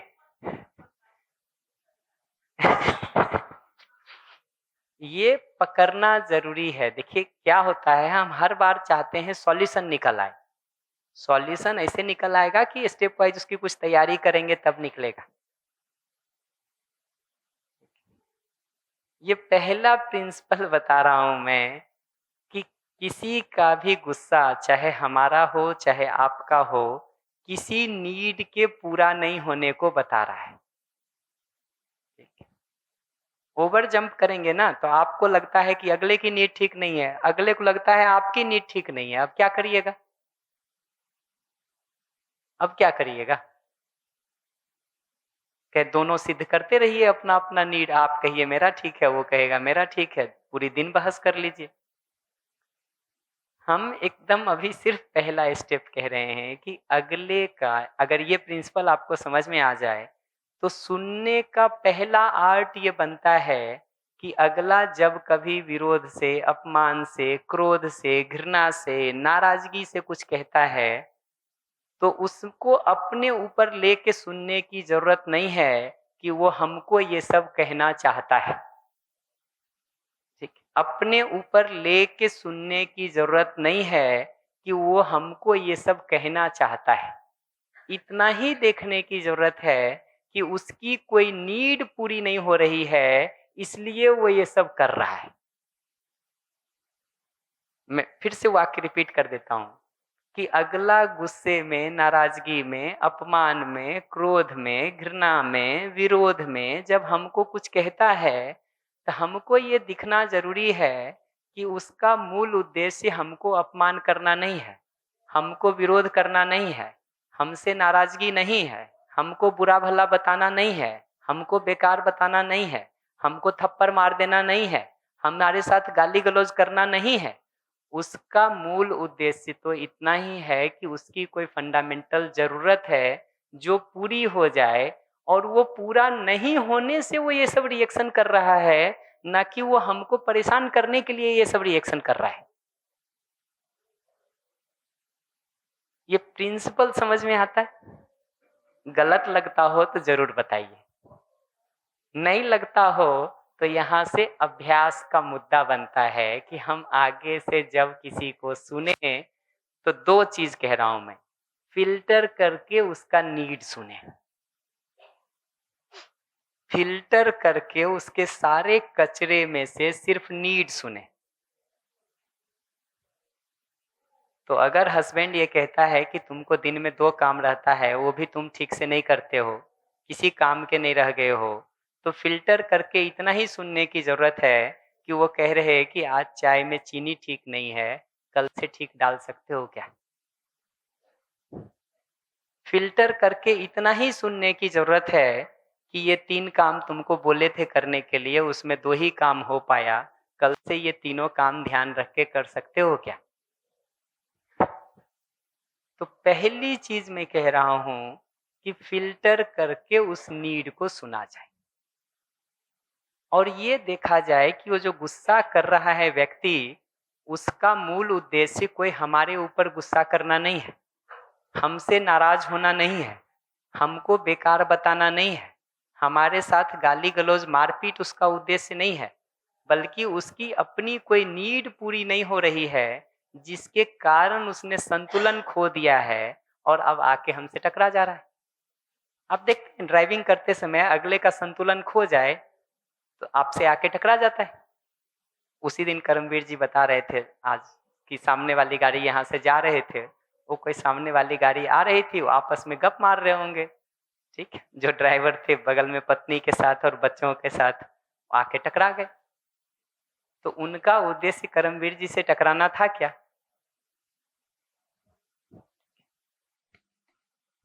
वो अगला आकर के टकरा जाता है तो उसका उद्देश्य हमसे टकराना नहीं है, उसका उद्देश्य तो इतना ही है कि उसकी कोई नीड पूरी नहीं होती है और वो संतुलन खो देता है तो फिर जाके टकरा लेता है, ठीक है, और उसको जो लगता है कि ये कारण है उसके संतुलन खोने का, उससे जाके टकराता है। कई बार तो किसी से भी टकरा लेता है, फिर लोग ऑफिस का गुस्सा घर में भी आके उतार लेते हैं, ठीक है, घर में भी आके उतार लेते हैं। हस्बैंड का गुस्सा पत्नी बच्चे को भी थप्पड़ मार के उतार लेती है। तो पहली चीज मैं ये कह रहा हूं कि अगले का रिएक्शन के साथ जब भी हम देखते हैं तो हमको ये समझना जरूरी है कि वो रिएक्शन हमको बेकार बताने के लिए नहीं है, हमको नाराज करने के लिए नहीं है, हमको परेशान करने के लिए नहीं है। वो रिएक्शन सिर्फ इतना बता रहा है कि उसकी कोई नीड पूरी नहीं हो रही है, तो हम फिल्टर करके उस नीड को सुन सकें, ये पहली बात कह रहा हूं। दूसरी बात ये कह रहा हूं कि वो जो सारा कचरा फेंक रहा है उसको अपने ऊपर लेके सुनने की जरूरत नहीं है, क्योंकि उसको कचरा कोई हमारे ऊपर फेंकने नहीं आ रहा है।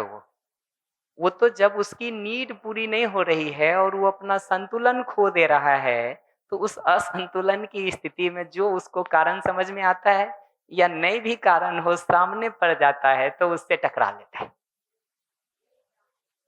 जी हाँ श्योर। जैसे आज सुबह की बात थी कि मैंने अपने हस्बैंड को बोला कि लैपटॉप था कि मुझे जाना था आना था, तो मैंने कहा लैपटॉप बेटी का था, मैंने कहा उसको ना उसमें रख दीजिए, एक उसमें कैरी बैग में, क्योंकि 2 लैपटॉप थे, तो मैंने कहा मुझे पता ही नहीं उसका वाला कौन सा चार्जर वार्जर है तो मैंने कहा रख दीजिए। अब नीड तो ये मेरी थी कि मैंने कहा कि भी रख दीजिए, क्योंकि मुझे समझ ही नहीं आएगा कौन सा चार्जर है इसका और मुझे लेके जाना था। तो फिर उन्होंने बोला कि तुम्हें कुछ भी नहीं रखना होता, तुम्हें कुछ भी काम नहीं करना होता, इसलिए तुम सोचो कि दूसरा ही तुम्हारा काम कर दे। तो इसमें नीड तो मेरी हुई, तो अब प्रॉब्लम उनको हुई, बोला उन्होंने कुछ मुझे, तो फिर इसमें नीड जैसे उन्होंने जब ये सब बोला ना, ये सारी बातें, 2 में से एक नीड होगा उनका, देखिएगा, या तो उनकी नीड ये है कि आप जिम्मेदारी पूर्वक अपना काम स्वयं करें, ठीक है, या तो ये नीड है उनका, या उनका नीड ये है कि मैं अभी रेस्ट करना चाह रहा हूँ, कुछ और काम करना चाह रहा हूँ, अभी हमको तीसरे काम में मत लगाओ। ये 2 में से कोई एक नीड होगी। अब आप गेस करके देखिए कौन सा है, क्योंकि आप घर ज्यादा अच्छा जानती हैं हमसे। कोई भी चीज होगी ना कि भाई फर्स्ट क्रिएट तो नीड मेरी हुई, अब सामने वाले को भी नहीं करनी है, तो फिर ऐसे मतलब नीड का स्टार्टिंग पॉइंट तो मेरे से हुआ ना। नीड तो दोनों साइड से है, आपकी नीड थी ये, हाँ जी, ठीक है, वो नहीं पूरा होगा तो अभी आपको भी गुस्सा आ सकता है। मैंने कोई रिएक्शन नहीं दिया, मैंने कहा ठीक है, होगा हो ना होना। बट अगले ने अगर रिएक्शन दिया, इसका मतलब अगले की 2 में से एक नीड है जो पूरी नहीं हुई, या तो इस समय वो रेस्ट चाह रहा है, कुछ और काम करना चाह रहा है जिसमें बाधा पहुंच रही है। नहीं, वो यही चाह रहे थे कि भाई तुम ही करो कुछ है। वही तुम ही करो का ये 2 ही उत्तर हो सकता, या तो वो कुछ और उस समय करना चाह रहे हैं। ऐसे भी तो हो सकता है वो ऐसे इंसान की आदत ही हो कि वो अपनी रिस्पॉन्सिबिलिटी लेना नहीं चाहता, वो दूसरों को आपके लिए भी लोग ऐसा ही मानते होंगे।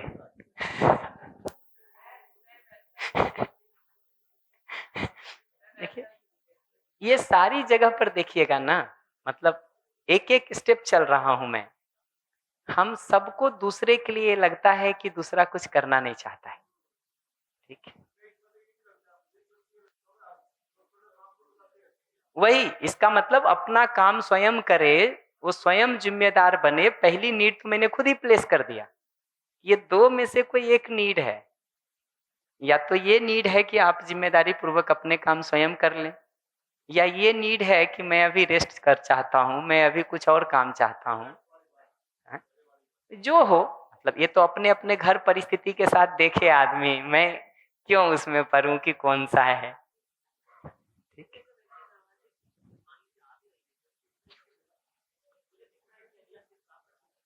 सॉरी, अगर ऐसा दिख भी जाए कि अगला व्यक्ति मुझसे काम करवा रहा है और सबको काम बता रहा है, खुद से करने की उसकी मोटिवेशन नहीं, ऐसी स्थिति में क्या करना चाहिए? क्या करें का पहला स्टेप यही है, फिल्टर करके सुनना सीखें। नहीं तो अभी आपके लिए दूसरे को कुछ करना पड़ेगा, क्योंकि आप संतुलन खो देंगे। हम सब बहुत जल्दी तैयार हो रहे हैं दूसरे को कुछ करने का। मैं तो पहला स्टेप बता रहा हूं कि कुछ भी ना कर पाए आप, कम से कम अपना संतुलन बना के तो रख पाएंगे। हम कुछ भी नहीं कर पाए कोई बात नहीं, अपनी सुख शांति तो बनी रहेगी, वो कम है क्या? दूसरे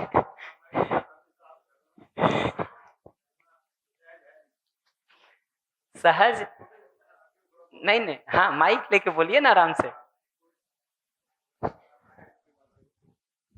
और सबके सामने भी हो जाए, कोई बात नहीं। नहीं नहीं, आराम से बोलिए। एक्चुअल क्या है, आप एक स्थिर माइंड हो, आपके ऊपर बच्चों का, पढ़ाई का, इधर का उधर का कोई बर्डन नहीं। 24 घंटे किसने क्या बोला उसके ऊपर सोचने का टाइम है पूरा। आप सोचते रहते हो, है ना, उसके हल भी निकालते रहते हो, है ना। पर आपकी तरह सब तो फ्री नहीं है ना। उनको तो बहुत बर्डन है बच्चों के फ्यूचर का, उसका उसका उसका उसका कितने नाम गिनाऊं मैं। तो ये बात सब अच्छी है, पर इतना टाइम तो अगर इतना सोचने लगे ना आदमी, तो समस्या ही नहीं पैदा होने की जितना आप सोचते हो। एकदम ठीक कह रहे हैं। इसीलिए इसको दूसरी जगह से मैं कहूंगा।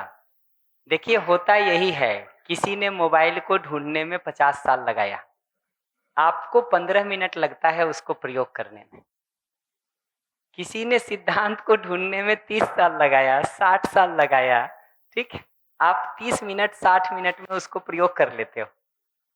आइंस्टीन ने पूरी जिंदगी में जितने सिद्धांत को निकाला, न्यूटन ने पूरी जिंदगी लगा के जितने को किया, ठीक है। हाइजेनबर्ग ने पूरी जिंदगी लगा करके हाइजेनबर्ग ने जितने सिद्धांत को निकाला, वो सब आज हम 11th-12th में पढ़ लेते हैं। कम से कम 1000 आदमी के काम को, एक दो भी नहीं, 1000 आदमी के काम को हम 11th-12th के 2 साल में पढ़ लेते हैं।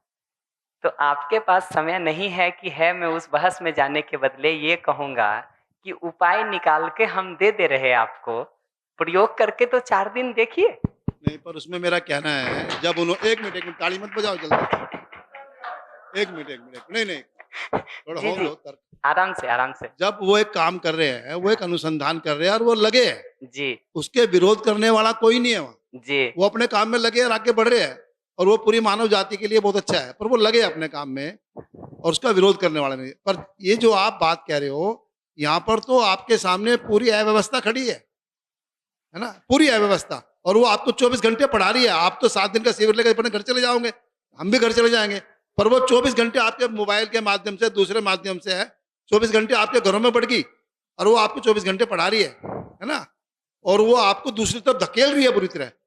आइंस्टीन ने जिसने प्रयोग किया ना, उनको धकेलना नहीं किसी ने, वो तो अपने काम में लग गई और अपना सफल हो गया और आगे चल पड़े, और वो राष्ट्र की दुनिया के लिए उपयोगी हो रहे, है ना, सुविधा दी उन्होंने। पर इसमें ठीक है, माइंड का खेल है ये, पर इसमें इतना आसान नहीं है जितना आप आसानी से बोल रहे हो। मैं भी बहुत तरह के सवाल मेरे मन में उठ रहे, पर मैं अपना आपको जबरदस्ती रोक रहा हूँ। देखिए, सवाल उठना तो लाजिमी है आपके मन में, मैं इस बात को मानता हूँ बिल्कुल। पर मैं एक ही बात कहूंगा, अगर पुराने तरीकों से रिजल्ट नहीं आ रहा है जितना आना चाहिए, तो हमको ढूंढना पड़ेगा कि तरीके में क्या बदलाव किया जाए। अगर आप ये सोचेंगे कि उसी पुराने तरीके को करके रिजल्ट आ जाए, तो कैसे आएगा? हम उसी बदलाव की बात कर रहे हैं कि उस तरीके में क्या बदलाव हो सकता है, काम करता है कि नहीं। इसके लिए तो मैं इतना ही कहूंगा कि 2-4 दिन करके तो देखिए। और मैं कोई पूरी जिंदगी भी नहीं मांग रहा हूं, मैं कोई आपको बाकी काम छोड़ने भी नहीं कह रहा हूं कि सब छोड़ करके इसमें लगो। मैं तो सिर्फ इतना कह रहा हूं कि अगली बार घर जाने के बाद जब आपका पति, आपका पत्नी, आपका भाई, आपका बहन, आपका मित्र, आपका सीनियर, आपका सबऑर्डिनेट आपको गुस्सा करे, विरोध करे, नाराजगी में कुछ बोले, झल्लाहट में कुछ बोले, चीख करके कुछ बोले, तो ये देखने का अभ्यास करें कि उसकी कौन सी नीड है जो पूरी नहीं हो रही है, और सिर्फ उस नीड को सुना जाए। 4 दिन इस प्रयास को करके तो देखा जाए। नहीं होता है तो छोड़ दीजिएगा। हाँ, आगे क्या का उत्तर दे रहा हूं, पर पहली चीज है कि नीड सुना जाए। ठीक है, ये तो बहुत अच्छा हो गया। पार्ट 2 ये है कि जितना कचरा वो साथ में कहता है ना, ठीक है, तुम ऐसे हो, तुम ऐसे हो, तुम बेकार हो, तुम नालायक हो, और वो जो मैं पहले कह रहा था वो खानदान तक जाता है लौट करके। वो जो सारा कचरा हम सुन रहे हैं ना, वो कचरे को अपने ऊपर लेके नहीं सुनने की जरूरत है। ये पहचानने की जरूरत है कि वो कचरा हमारे ऊपर नहीं फेंकना चाह रहा है, बल्कि उसकी अपनी स्थिति असंतुलित हो गई है, इसलिए आके वो टकरा रहा है। कचरे को अपने ऊपर लेके अगर सुनेंगे ना,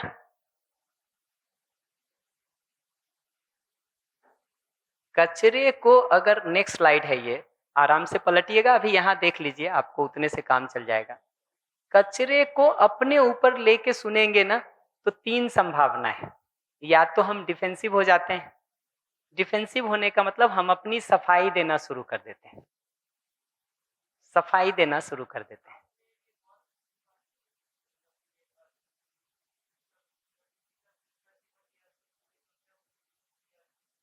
बिल्कुल बिल्कुल, हो गए हो गए हो गए, ठीक कह रहे हैं, ठीक कह रहे हैं।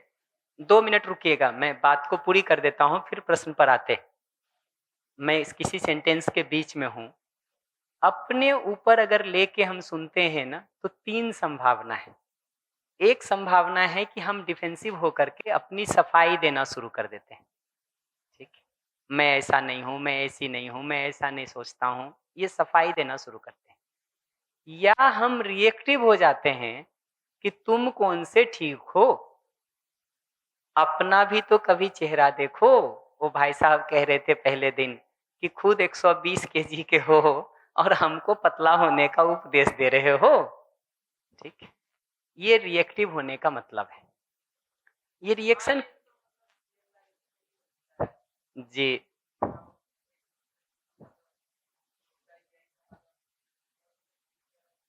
करते कुछ हैं। तो मैं एक बार के लिए 5 मिनट में वो सारी बात को कर देता हूँ, फिर प्रश्नों को करिएगा ना जी, बात कर लेंगे। 5 मिनट हमको दे दीजिए, 5 से 7 मिनट। सर थोड़ा सा अर्जेंट है, बताइए प्लीज। जेन्युइनली एक बार नीट को बस आप समझ लीजिए। इसीलिए तो मैं रुक गया। Thank you. अगर मान लो हम किसी मेले में हैं या किसी क्लासरूम में हैं जहाँ पे 70-80 बच्चे हैं, या मेले में तो जैसे बहुत लोग होते हैं, और वहाँ पे मान लो जैसे कुछ भाषण हो गया या कुछ हो गया, तो मेरा सवाल ये है कि वहाँ पे जिस तरह की बातें हो रही हैं, मान लो उसमें एक भी व्यक्ति ऐसा है जो कुछ ऐसा कर देता है कि जिसमें कुछ ऐसा बोल देता है जिससे कि पता नहीं कैसे, उसका कारण क्या है मेरे को नहीं पता, बट उसके कुछ कहने से मेरा संतुलन बिगड़ना शुरू हो जाता है। और वो मेरे को महसूस हो जाता है। तो उस सेंस में कैसे मतलब आगे कैसे मतलब मैं अपना संतुलन कैसे बना के रखूं? मतलब मैं रिएक्टिव हो जाऊं, डिफेंसिव हो जाऊं, क्षमा मांग लूं, क्षमा मतलब निवेदन कर दूं, क्या करूं ऐसा? बात पूरी हो गई। जी सर। पहली चीज यही करने की जरूरत है कि वो जो कह दिया और जिससे आपका संतुलन बिगड़ गया, पता नहीं कैसे ना, ठीक है, उसका मतलब यह है कि आपकी कोई नीड पूरी नहीं हुई और आपने बात को अपने ऊपर लेके सुन लिया, इसलिए आपका संतुलन बिगड़ गया। मैं उसी का उपाय बता रहा हूं कि पहली चीज ये जरूरत है कि अगला जो कुछ भी कह रहा है ना, उसमें फिल्टर करके उसकी नीड सुनने की जरूरत है। एक आदमी अगर आपको आकर के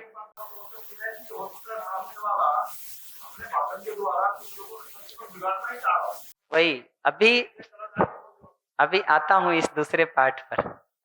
देखिए होता क्या है, मैं उदाहरण के लिए ले रहा हूं, हमारा कोई मित्र आके आम आदमी पार्टी को क्रिटिसाइज कर रहा है ना, ठीक है, उसकी नीड क्या है? उसकी नीड यह है कि किसी पार्टी विशेष को आप वोट दें या कोई पार्टी विशेष जीत जाए। ये नीड आप पूरा करें, मैं ये बिल्कुल नहीं कह रहा हूं, पर ये तो पहचान सकें कि उसका मूल मुद्दा आपको या आम आदमी पार्टी को क्रिटिसाइज करना नहीं है।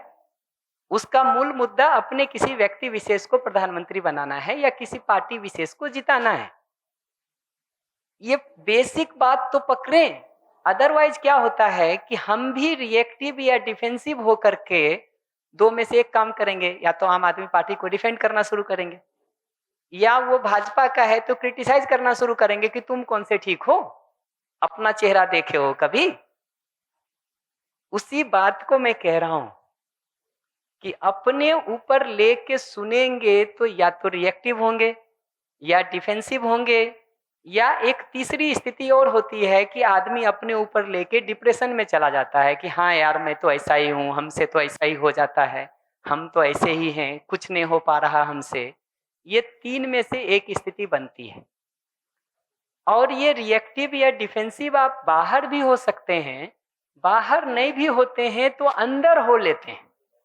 आपको हम बाहर जवाब नहीं दे पाते, मन ही मन दे लेते हैं, मन ही मन डिफेंसिव हो लेते हैं, मन ही मन रिएक्टिव हो लेते हैं या डिप्रेशन में चले जाते हैं। ये बाहर भी हो सकता है, ये अंदर भी हो सकता है। ये तब तक बना रहेगा जब तक हम चीजों को अपने ऊपर लेके सुनते रहेंगे। इसीलिए सुनने का पहला आर्ट जरूरी है कि हम जब सुन रहे हैं तो पहली चीज कि हम उसकी नीड सुने, सारे कचरे को हटा करके। दूसरा, कचरा सुनाई भी दे तो उसको ऐसे नहीं देखें कि वो हमारे ऊपर कचरा फेंकना चाह रहा है, उसको ऐसे देखें कि उसका अपना कोई संतुलन बिगड़ गया है जिसके कारण वो कचरा फेंक रहा है, उसकी अपनी कोई नीड पूरी नहीं हो रही है जिसके कारण वो कचरा फेंक रहा है। इंसान को वो चीज एक्सेप्टेबल नहीं है तो क्या करेगा वो? पहली ही चीज बता रहा हूं, आपको एक्सेप्टेबल नहीं है का मतलब यही है कि आप अपने ऊपर उसको ले करके सुन रहे हैं। लेकिन मेरे को वो चीज एक्सेप्ट, अब मेरे को उसकी नीड का पता चल गया बट मुझे वो चीज एक्सेप्टेबल नहीं है, तब मैं क्या करूंगी? वही पहली चीज यही करिए कि नीड पकड़ लिए। दूसरी चीज ये है कि वो कचरा को अपने ऊपर लेके मत सुनिए। तो अगर आप आम आदमी पार्टी के हैं और उसने क्रिटिसाइज कर दिया तो ये सुनने की जरूरत नहीं है कि वो मुझे क्रिटिसाइज करना चाहता है, ये सुनने की जरूरत नहीं है कि क्या मैं सचमुच ऐसा हूं कि नहीं हूं। अगर उस जगह पे जाएंगे तो आप सफाई देंगे, रिएक्टिव होंगे, डिफेंसिव होंगे या डिप्रेशन में जाएंगे। साइड हो करके सुनने का आर्ट जरूरी है। देखिए सॉल्यूशन जब हम निकालने जाएंगे तो हम तो उसको सहयोग करने के लिए ढूंढेंगे कि क्या कर सकें। अपना संतुलन बनाने का जगह ये नहीं है कि अगला आम आदमी पार्टी को क्रिटिसाइज करना बंद करेगा तब हम संतुलित होंगे। अगर वैसे चलेंगे तो संतुलन कभी नहीं मिलने वाला, क्योंकि क्रिटिसाइजर तो 2000 लोग होंगे। हम कह रहे कि उस परिस्थिति में भी कोई तरीका हम निकाल सकते हैं क्या जिससे हमारा अपना संतुलन बना रह सके। और उसमें किसी झूठ का सहारा मैं नहीं ले रहा हूं। सच्चाई यही है कि आदमी की कोई जरूरत पूरी नहीं होती है तो वो इस तरह के बकवास में उतरता है। हम अपनी जिंदगी को पलट के देखेंगे तो ये बात दिखाई देती है। तो कोई भी गुस्सा, क्रोध, विरोध, घृणा, क्रिटिसिज्म, बेसिकली वो हमको क्रिटिसाइज नहीं करना चाह रहा है, ठीक है, उसका अपना संतुलन का स्थिति बिगड़ गया है इसलिए कर रहा है। ये देख पाएंगे ना तो क्रिटिसिज्म को अपने ऊपर लेके नहीं सुनेंगे। क्रिटिसिज्म को अपने ऊपर लेके सुनते हैं ना तो हमको रिएक्शन होता है। फिर या तो हम डिफेंसिव होंगे, या तो हम रिएक्टिव होंगे, या हम अंदर ही अंदर डिप्रेशन में जाएंगे। इसी को मैं दूसरी भाषा में, हाँ, अगर ये पकड़ नहीं आया हो तो बस उतना ही पूछिएगा, क्योंकि अगर बाकी चीजें पूछने लगे तो टॉपिक छूट जाएगा। समय मेरे पास बहुत लिमिटेड है अभी।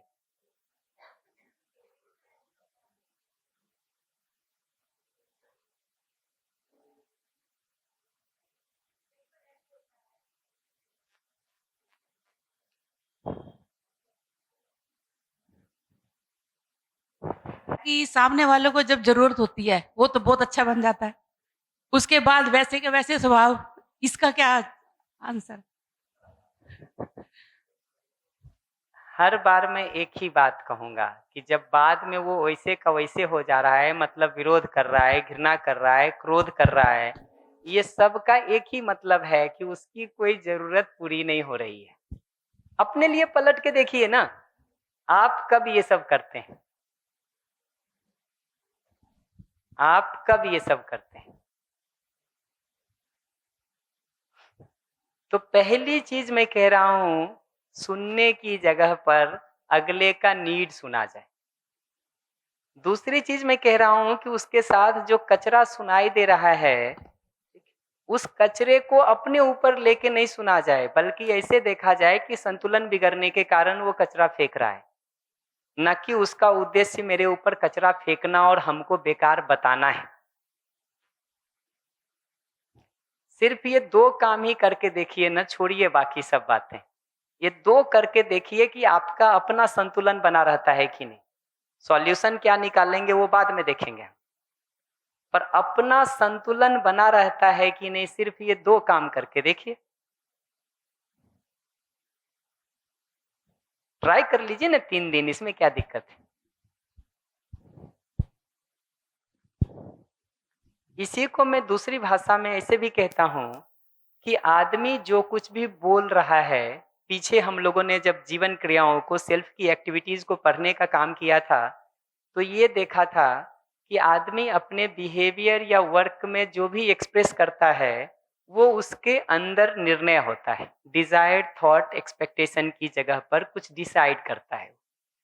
इसका मतलब हम जो भी बोलते हैं वो मेरे विचार का, मेरे भाव का, मेरी समझ या मान्यता का एक्सप्रेशन होता है।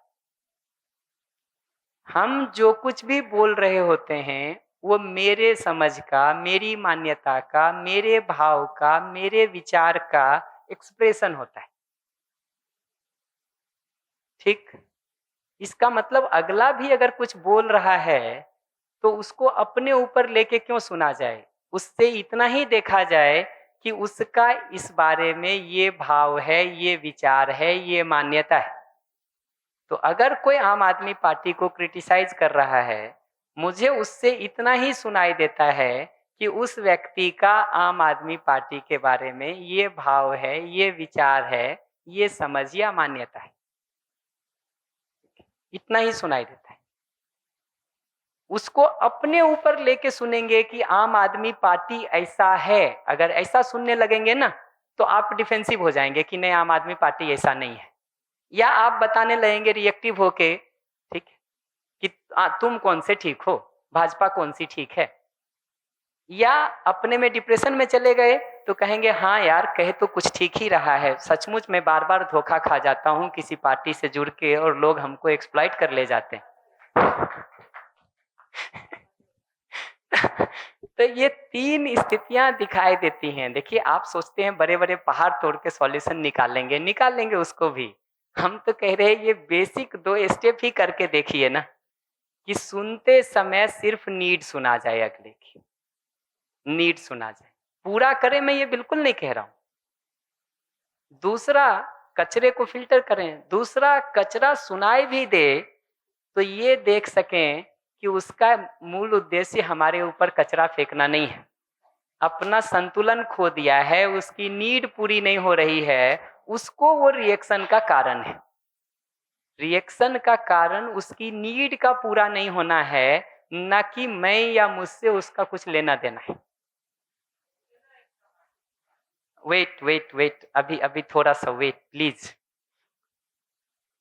इसी को मैं दूसरी भाषा में कह रहा हूं कि अगला जो कुछ भी बोलता है वो मेरा रियल डिस्क्रिप्शन नहीं होता है, बल्कि मेरे बारे में उसका भाव क्या है, उसका विचार क्या है, उसकी मान्यता या समझ क्या है, वो होती है। तो मुझे आपको सुन के उतना ही पता चलता है कि मेरे बारे में आपकी मान्यता क्या है, आपकी समझ क्या है, आपका भाव क्या है, आपका विचार क्या है, ना कि मुझे ये सुनाई देने लगता है कि मैं ऐसा हूं। ये जैसे ही सुनेंगे ना, हम बताना शुरू कर देंगे कि मैं ऐसा नहीं हूं, या तुम कौन से ठीक हो, या हाँ यार 10 साल से जीवन विद्या करने के बाद भी मेरा कुछ नहीं हो रहा है। ये तीन में से किसी एक स्थिति में हम चले जाएंगे, हम चले जाएंगे। ये पकड़ में आए कि फिर से बोलूं?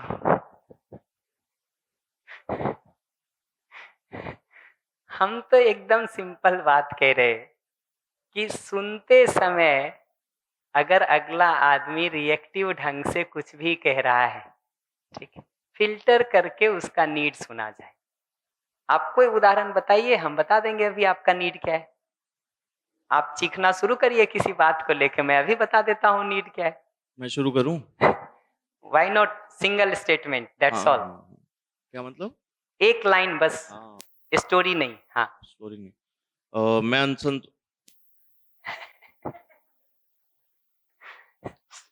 मैं कोई देखिए ना करके, आप अपने लिए पलट के देखिए ना, कब आप चीखते चिल्लाते हैं जी। छोड़िए ना दूसरे को देखना, अपना ही देखना शुरू करिए ना। कब आप चीखते चिल्लाते हैं, कब आप नाराज होते हैं। आपने बच्चे को एक गिलास पानी देने के लिए कहा, वो नहीं देता है तो आप चिल्लाते हैं। इसका मतलब पानी पीने की नीड आपकी पूरी नहीं हो रही है। आपने पति को कहा शाम को ये सामान ले आना, वो नहीं लेके आता है और आप कहते हैं कि नालायक, तुमको दुनिया में सबका ध्यान रहता है, हमको छोड़ के। 10 साल से मैं तरस गई हूं तुमसे कुछ सुनने के लिए, ठीक है। ये जो सारा स्टेटमेंट बता रहे हैं, ये सब का कुल मतलब क्या है? आज आपकी दूध की जरूरत पूरी नहीं हुई है, और अगर पिछला 10 चीज याद आ गया होगा ना, तो वो सब जरूरत भी पूरी नहीं हुई है, वो साथ में और जुड़ गया है। पर कुल मतलब तो यही है ना कि पिछले 10 साल में हमारी ये जरूरत पूरी नहीं हुई है। सारे गुस्से का मतलब तो इतना ही है ना जी, कि कुछ और है। हाँ, ये तो ठीक कह रहे हैं। देखिए, मैं बार बार वही कहूंगा, अगले को जीने की तमीज नहीं आई है, कोई बात नहीं। अगले को बोलने की तमीज नहीं है, कोई बात नहीं। हम सुनने की तमीज सीख सकते कि नहीं? हम सारे सॉल्यूशन को यहाँ ढूंढ रहे हैं, हम सारे सॉल्यूशन को यहाँ ढूंढ रहे हैं। अभी बाद में फिर अगले को बोलने में भी सहयोग किया जा सकता है, लेकिन अगर आपको बोलने की तमीज नहीं है और उसको सुन के मेरा ही संतुलन बिगड़ गया, तो अब हम आपका सहयोग क्या करेंगे? अब तो हमको संभालने वाला कोई चाहिए पहले। हम सोचते हैं वैसे ही लड़खड़ाते शराबी वाली हालत में जाके हम दूसरे का सहयोग करेंगे। अजी, अभी आपको सपोर्ट चाहिए अगर बिगड़ गए तो। वो संतुलन का ही जगह बता रहा हूं कि ये 2 तरह से संतुलन मेंटेन किया जाए। पहला, फिल्टर करके उसका नीड सुना जाए, नीड सुना जाए। दूसरा, वो कचरा फेंकता हुआ आदमी भी मूल में कचरा फेंकना नहीं चाहता है, ठीक, उसका हमसे कोई लेना देना नहीं है, बल्कि उसकी कोई नीड पूरी नहीं हुई है, उसके रिएक्शन में वो फेंक रहा है। दूसरी भाषा में कहें तो उसको सुन करके हमको सिर्फ उसके भाव, विचार, समझ या मान्यता का पता चलता है, न कि मैं उसको अपने ऊपर लेके सुनता हूं कि मैं ऐसा हूं। ऐसा जैसे ही सुनेंगे रिएक्शन शुरू हो जाएगा। ये 2 पॉइंट समझ में आया क्या कह रहे हैं? सुनने का, हाँ वे इस केस में जो आप कह रहे हैं ना कि सामने वाला अपने भाव विचार बता रहा है हमारे बारे में, तो जब क्योंकि हम अपने आप में ऑथेंटिक अपने आप को समझना नहीं चाह रहे, हम सोच रहे हैं कि सामने वाला मुझे सर्टिफाई करे कि मैं क्या हूँ, तब हमें परेशानी होती है उससे। जी। जब हम अपने आप में क्लियर है कि नहीं, हम तो बिल्कुल हम जैसे हैं हम वैसे हैं, और फिर चाहे वो कुछ भी बोले तब असर नहीं होता है। जब ये होता है कि हमें भी अपने पे ही डाउट है कि हम क्या हैं, तब ये वाली चीज़। वही तो, अगर अपने पे डाउट है तो समस्या का कारण किसको पहचानेंगे? अपने पर डाउट होने को, कि दूसरा सर्टिफाई नहीं कर रहा है इसको? अगर अपने पे डाउट को कारण पहचानेंगे तो हम सॉल्व करने के लिए कुछ कर सकते हैं। अगला डाउट कर रहा है, इसको कारण पहचानेंगे तब अगले को ठीक होने की जरूरत है, हमको तो कुछ करने की जरूरत है नहीं। हम बार बार इस पूरे अप्रोच में देखिएगा तो सही और गलत को सिद्ध करने का काम नहीं कर रहे हैं। जो परिस्थिति है हमारी, उसमें हम कैसे ठीक से जी सकते हैं, उस पर हम बात कर रहे हैं। ये पकड़ में आया? ठीक है, विचार कीजिएगा, कुछ और होगा तो आगे बात कर लेंगे जी, शाम की गोष्ठी में देख लेंगे। ठीक है, शाम की गोष्ठी में देख लेंगे और बात कर लेंगे। एक बार सुनने का ये सिंपल आर्ट समझ में आता है ना, तो बोलने के आर्ट में भी इतना ही करने की जरूरत पड़ती है कि हम अपने नीड और फीलिंग को अगले को एक्सप्रेस कर सकें। हम अभी एक्सप्रेस करने जाते हैं अपने को, तो बहुत सारा ब्लेम, बहुत सारा जजमेंट वो लेकर के बोलते हैं। तो इतना ही डायलॉग में करने की जरूरत पड़ती है कि अपने नीड और फीलिंग को एक्सप्रेस करने की जरूरत पड़ती है। ठीक है, तो मैं 3-4 अलग अलग एग्जाम्पल दे देता हूं आपको कि किसमें कहां से डायलॉग को हम शुरू कर सकते हैं, किसमें कहां से डायलॉग को शुरू कर सकते हैं। तो अगला जब कभी भी रिएक्शन में हमसे कुछ कहता है ना, तो पहली जगह होती है उसको नीड और फीलिंग को आर्टिकुलेट करके पूछ लेना कि आपकी ये नीड पूरी नहीं हो पा रही है जिसके कारण आप गुस्सा कर रहे हैं, आपकी ये नीड पूरी नहीं हो रही है जिसके कारण आपको कठिनाई हो रही है, क्या मैं इसको ठीक पकड़ पा रहा हूं? ये एकदम सिंपल पूछने की जरूरत है कि अगला अगर हमारे साथ रिएक्शन में प्रस्तुत हो रहा है, रिएक्शन के साथ हमको कह रहा है कुछ, तो हमको पहला स्टेटमेंट अगर हमको बोलना है तो हमको एकदम सिंपल ये बोलने की जरूरत है कि आपकी ये नीड है जो पूरी नहीं हो रही, जिसके कारण आपको एंगर हो रहा है या फ्रस्ट्रेशन हो रहा है या डिप्रेशन हो रहा है या आप होपलेस महसूस कर रहे हैं या आप इरिटेटेड महसूस कर रहे हैं, जैसा भी महसूस कर रहे हो। ठीक है, ये फर्स्ट स्टेटमेंट है। अगर आप नीड को प्रॉपर बता पाएंगे तो अगला कहेगा हाँ यही मेरी जरूरत है, तुमको सुनाई तो पड़ा कम से कम। ठीक है, किसी दिन तो बहरे कान को भी सुनाई देता है। ये सब जितना भी आप सुनते हैं ना, इसको फिल्टर करके सुनने का मतलब होता है कि वो कह रहा है हाँ। बाकी कचरा अगर सुन लेंगे ना कि आपको बहरे कान वाला कह रहा है, तो आप बताना शुरू कर देंगे उसको कि आपके कान किस तरह से ठीक है। सॉरी, कान अभी नहीं, अभी मेरे पास 14 मिनट का समय है और उस 14 मिनट में मुझे कुछ बातें करनी है, इसलिए अभी मैं लिबर्टी लूंगा कि 14 मिनट में बोल लूं। ये समझ में आया कि अगला जब रिएक्शन में कुछ कह रहा है तो हमारा स्टेटमेंट ये है। अगर हमारा नीड प्रॉपर गेस नहीं हो पाएगा, ठीक है, वो फिर से कुछ रिएक्शन में बोलेगा। ठीक है, हम दोबारा उस नीड को गेस करने का कोशिश करेंगे। 2 राउंड 3 राउंड में वो नीड प्रॉपरली गेस हो जाता है, नीड प्रॉपरली गेस हो जाता है। एक बार नीड अगर आपने गेस कर लिया ना अगले के साथ, तो अब आगे अगले के रिएक्टिव होने का जगह नहीं बचता है। फिर इस पर बात शुरू होगी कि नीड पूरा कर सकते कि नहीं कर सकते। बट 2 काम हमने किया, कचरा नहीं सुना मैंने, तो हमने कोई ऐसा मसाला भी आपको नहीं दिया जिससे आप उलझ जाएं। ठीक है, हमने किसी तरह का पेट्रोल नहीं डाला। दूसरा, आपकी नीड और फीलिंग को हमने आर्टिकुलेट करके बता दिया, चुप नहीं रहा हूं मैं, अपनी नीड और फीलिंग को आर्टिकुलेट करके बता दिया, तो दूसरे को ये कन्वे हो गया कि उसकी सारी बात हम तक कम्युनिकेट हो गई है, क्योंकि वो सारा चीख चिल्ला के तो यही बताना चाह रहा था ना, वो हमने पकड़ लिया और बता दिया, तो उसको दिखाई देता है कि उसकी बात कम्युनिकेट हो गई। पूरी होगी कि नहीं वो आगे की बात है, बट कम्युनिकेशन इज सक्सेसफुल, इतनी बात उसको दिख जाती है, दिख जाती है। ठीक है, ठीक है। तो अगला गुस्से में करे तो ये तरीका है, यहां से शुरू करना होता है।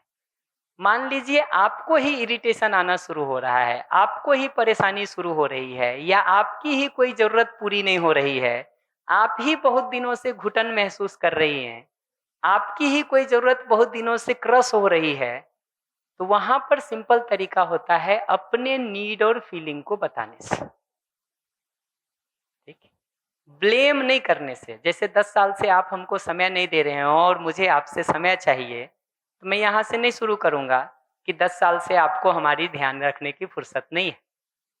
10 साल से आपको हर चीज़ तो ध्यान रहता है हमको छोड़ के, आपको ये चीज़ें तो नहीं भूलते हैं, लेकिन हमारा बर्थडे और हमारा एनिवर्सरी भूल जाते हैं। ये सब कंप्लेन है, ब्लेम है, शिकायत है। ठीक है, शिकायत है। शुरू कहाँ से करेंगे हम एकदम सिंपल अपनी नीड और फीलिंग को बताने से शुरू करेंगे। ठीक है, कि मुझे दिन भर में जो घटनाएं घटती हैं उसको आपके साथ शेयर करने की जरूरत महसूस होती है। हमारा नीड यही है ना, ठीक है, जिसके लिए मुझे आधे घंटे के समय की जरूरत है। इसको जिस भाषा में भी बोलिए आप, जिस तरीके से भी बोलिए, मुख्य बात 2 है। एक, ब्लेम नहीं होना चाहिए, जजमेंट नहीं होना चाहिए, शिकायत नहीं होनी चाहिए, अगले को कटघरे में खड़ा करके दोषी सिद्ध करने वाला लैंग्वेज नहीं होने की जरूरत है। अपनी नीड और अपनी फीलिंग को बता देने की जरूरत है।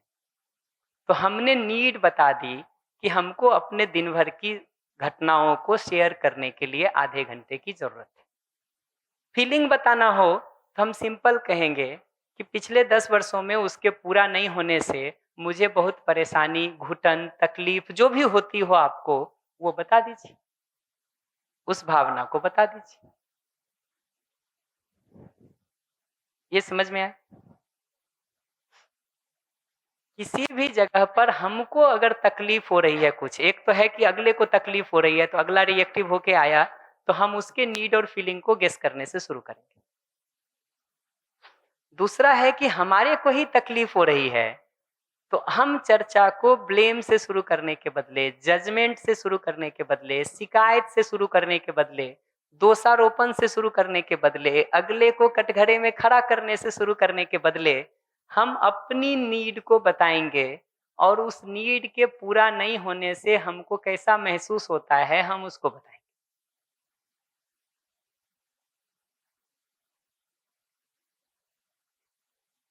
बेनिफिट क्या है इसका? बेनिफिट एकदम सिंपल है कि मैं अपनी बात कर रहा हूं, न कि आपकी। आपकी बात मैं जैसे ही करता हूं, आप अपने को कटघरे में पाते हैं, फिर आप या तो रिएक्टिव होंगे, या डिफेंसिव होंगे, या डिप्रेशन में जाएंगे। हम अपनी बात बता रहे हैं, आपको किसी तरह से कटघरे में डाल ही नहीं रहे हैं, तो आपके रिएक्शन की पॉसिबिलिटी नगण्य है, नगण्य है। ये जो हम शिकायत से शुरू करते हैं ना, वो शिकायत को सुन करके प्रॉब्लम ये 2 होती है। एक ये कि शिकायत को सुन के अगला कई बार ये पकड़ भी नहीं पाता है कि आपकी जरूरत क्या है, क्योंकि इतनी सारी शिकायतों के बीच में वो उतना एक्सपर्ट हो तब तो पकड़ पाए, नहीं तो कैसे पकड़े बेचारा, कैसे पकड़े। ठीक, उतनी सारी शिकायतों के बीच में नीड ही पकड़ में नहीं आता है, तो करे क्या? दूसरा ये होता है अभी अब प्रश्न को नहीं लेते, 9 मिनट। दूसरा ये होता है कि ये जो शिकायत हम कर रहे होते हैं ना, तो उसका अगर कुछ करने का मन भी हो तो शिकायत सुन के वो टर्न ऑफ हो जाता है। शिकायत सुन के टर्न ऑफ हो जाता है। वो जो कुछ करने की इच्छा भी होगी, उस आग पे आपने पानी फेंक दिया, बुझ के खत्म हो गया। फिर कहते हैं कि कुछ हो नहीं रहा है, कैसे होगा? ठीक है, दूसरी कठिनाई ये होती है। तीसरा ये होता है कि थोड़े लंबे समय तक अगर इसको करेंगे तो आपको अवॉइड करना शुरू कर देगा।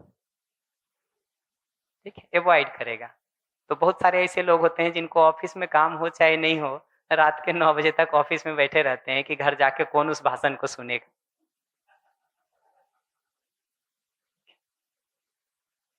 तो हम चाहते तो थे वो सारा बोल के, हम क्या चाहते थे कि हमारी वो नीड आगे से पूरी की जाए।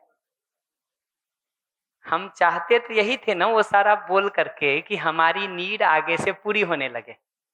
लेकिन हुआ क्या, हमारे बोलने का तरीका ऐसा रहा, उससे चीजें ऐसे गई, ठीक, कि अगला भी परेशान हो गया।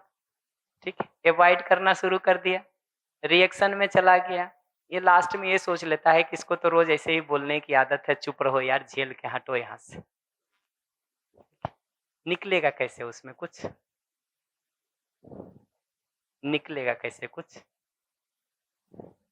कई बार तो ये इतने वेग स्टेटमेंट होते हैं ना, हम कहते हैं तुम हमारा ध्यान नहीं रखते हो। अगले को 20 मिनट लगता है ये ढूंढने में कि ध्यान में क्या नहीं रख रहे हैं, क्योंकि आपको वो 4 चीजें याद रहती हैं जो उसने नहीं किया है। अगला वो 40 चीज का लिस्ट लेके घूम रहा है जो उसने आपके लिए किया है।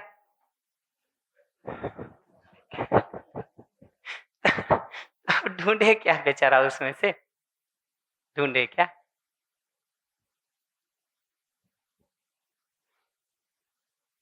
तो बोलने की जगह पर अपने फीलिंग को बताया जाए, अपने नीड को बताया जाए, ब्लेम करने के बदले, जजमेंट करने के बदले। और अगर कुछ घटनाओं को आप बता रहे हैं ना, तो उसमें ऑब्जर्वेशन बताने की जरूरत है और उसको एग्जेगरेट करने की, बढ़ाने चढ़ाने की जरूरत नहीं है। ठीक है, बढ़ाने चढ़ाने की जरूरत नहीं है। फॉर एग्जाम्पल, आज मान लीजिए कि इस सप्ताह में, ठीक है, हमको आपके साथ रोज शाम को आधे घंटे घूमना था और मैं 3 दिन घूमने नहीं गया। ठीक है, तो इतना ही बताने की जरूरत है कि आप 3 दिन मेरे साथ घूमने नहीं आए। उसको अगर आप यहाँ से शुरू करेंगे कि तुम रोज ही मेरे साथ नहीं आते हो, तो आपको वो 3 दिन दिखाई देता है जब हम नहीं आए, और हमको वो 3 दिन दिखाई देता है जब हम आए थे। ठीक है, अब इसमें आर्गुमेंट चलता रहेगा। आप जैसे ही कहोगे ना कि तुम रोज नहीं आते, हम बताना शुरू करेंगे मंडे को कौन था तुम्हारे साथ। ठीक है, वेडनेसडे को भूत आया था क्या? अच्छा, फ्राइडे को तुम शाम को आइसक्रीम खा रहे थे, किसके साथ खा रहे थे? ये जैसे ही हम एग्जेगरेट करके स्टेटमेंट को बोलते हैं ना, वही मसाला दे देता है अगले को उलझने का। ठीक, जितना हम ऑब्जर्वेशन को एग्जेगरेट करते हैं, उतना वो मसाला देता है उलझने का। ठीक है, जितना समय की सीमा है उतने के साथ में एक आध बात और कर देता हूं। सामने वाले के निगेटिव रिएक्शन को देख करके ना, ये भी एक इम्पॉर्टेंट आइडिया है अपने को संतुलित रखने का, कि हमको अगले के निगेटिव रिस्पॉन्स को या निगेटिव रिएक्शन को देख करके ये देख पाना जरूरी है कि वो दुखी है और उसने अपना मानसिक एक्सीडेंट कर लिया है। इससे कोई समाधान तो नहीं निकलेगा, लेकिन अगर रिएक्शन हो रहा है तो वो जरूर रुक सकता है। कि अपमान, विरोध, क्रोध, घृणा, नफरत, ईर्ष्या, इनमें से किसी भी दुर्भावना के साथ जीता हुआ व्यक्ति पहले खुद दुखी होता है, खुद परेशान होता है। कैसे पता है हमको? हमने अपना जितनी बार भी निरीक्षण किया है, ऑब्जर्वेशन किया है, मैं इसको अपने में देख पाता हूँ कि अविश्वास, अपमान, विरोध, क्रोध, घृणा, नफरत, ये सारे दुर्भावनाएं दूसरे को बाद में जलाती हैं। जब हम उसको कुछ बोल आते हैं, हमको उसी समय से असहज करने लगती हैं, अनकंफर्टेबल करने लगती हैं, हमारे अंदर की पीड़ा को उसी समय से बढ़ा देती है जिस समय से वो दुर्भावना हमारे अंदर आती है। अपने ऑब्जर्वेशन से अगर ये बात हमको क्लियर हो गई है, तो अगले व्यक्ति को जब हम देखते हैं इस तरह से करते हुए, अपमान में, विरोध में, गुस्से में, क्रोध में, घृणा में, एंगर में, हेट्रेड में, हमको पहली चीज ये दिखाई देती है कि उसने अपने अंदर आग लगा लिया है, अपना मानसिक दुर्घटना कर लिया है। और जो बात मैं पीछे भी कह रहा था कि सामने वाली गाड़ी का एक्सीडेंट हो जाए तो हम ब्रेक मारेंगे कि हम भी जाके एक्सीडेंट करेंगे? दिखता है? सामने वाला रॉन्ग साइड से भी आके टकरा रहा हो, हम अपनी गाड़ी को बचाने का काम करेंगे कि हम धक्का मारेंगे? सामने वाला शराब पी के ही टकराने आ रहा हो, हम अपनी गाड़ी को बचाएंगे कि धक्का मारेंगे? उत्तर बहुत साफ है, क्योंकि हमको अपना हाथ पैर नहीं तुड़वाना, अपनी गाड़ी नहीं तुड़वानी। तो हमको अपना मानसिक दुर्घटना नहीं करवाना, क्योंकि वो मेरे दुख का, मेरी पीड़ा का, मेरी परेशानी का, मेरे शिकायत का कारण बनता है। और हमको दुखी नहीं होना, हमको पीड़ित नहीं होना, हमको परेशान नहीं होना, तो हम क्यों उस रास्ते में उतरे? आपने अपने अंदर आग लगा लिया है और अब आप हमारी तरफ आ रहे हैं, तो हम अपना बचाव करेंगे कि हम भी आग में कूद पड़ेंगे?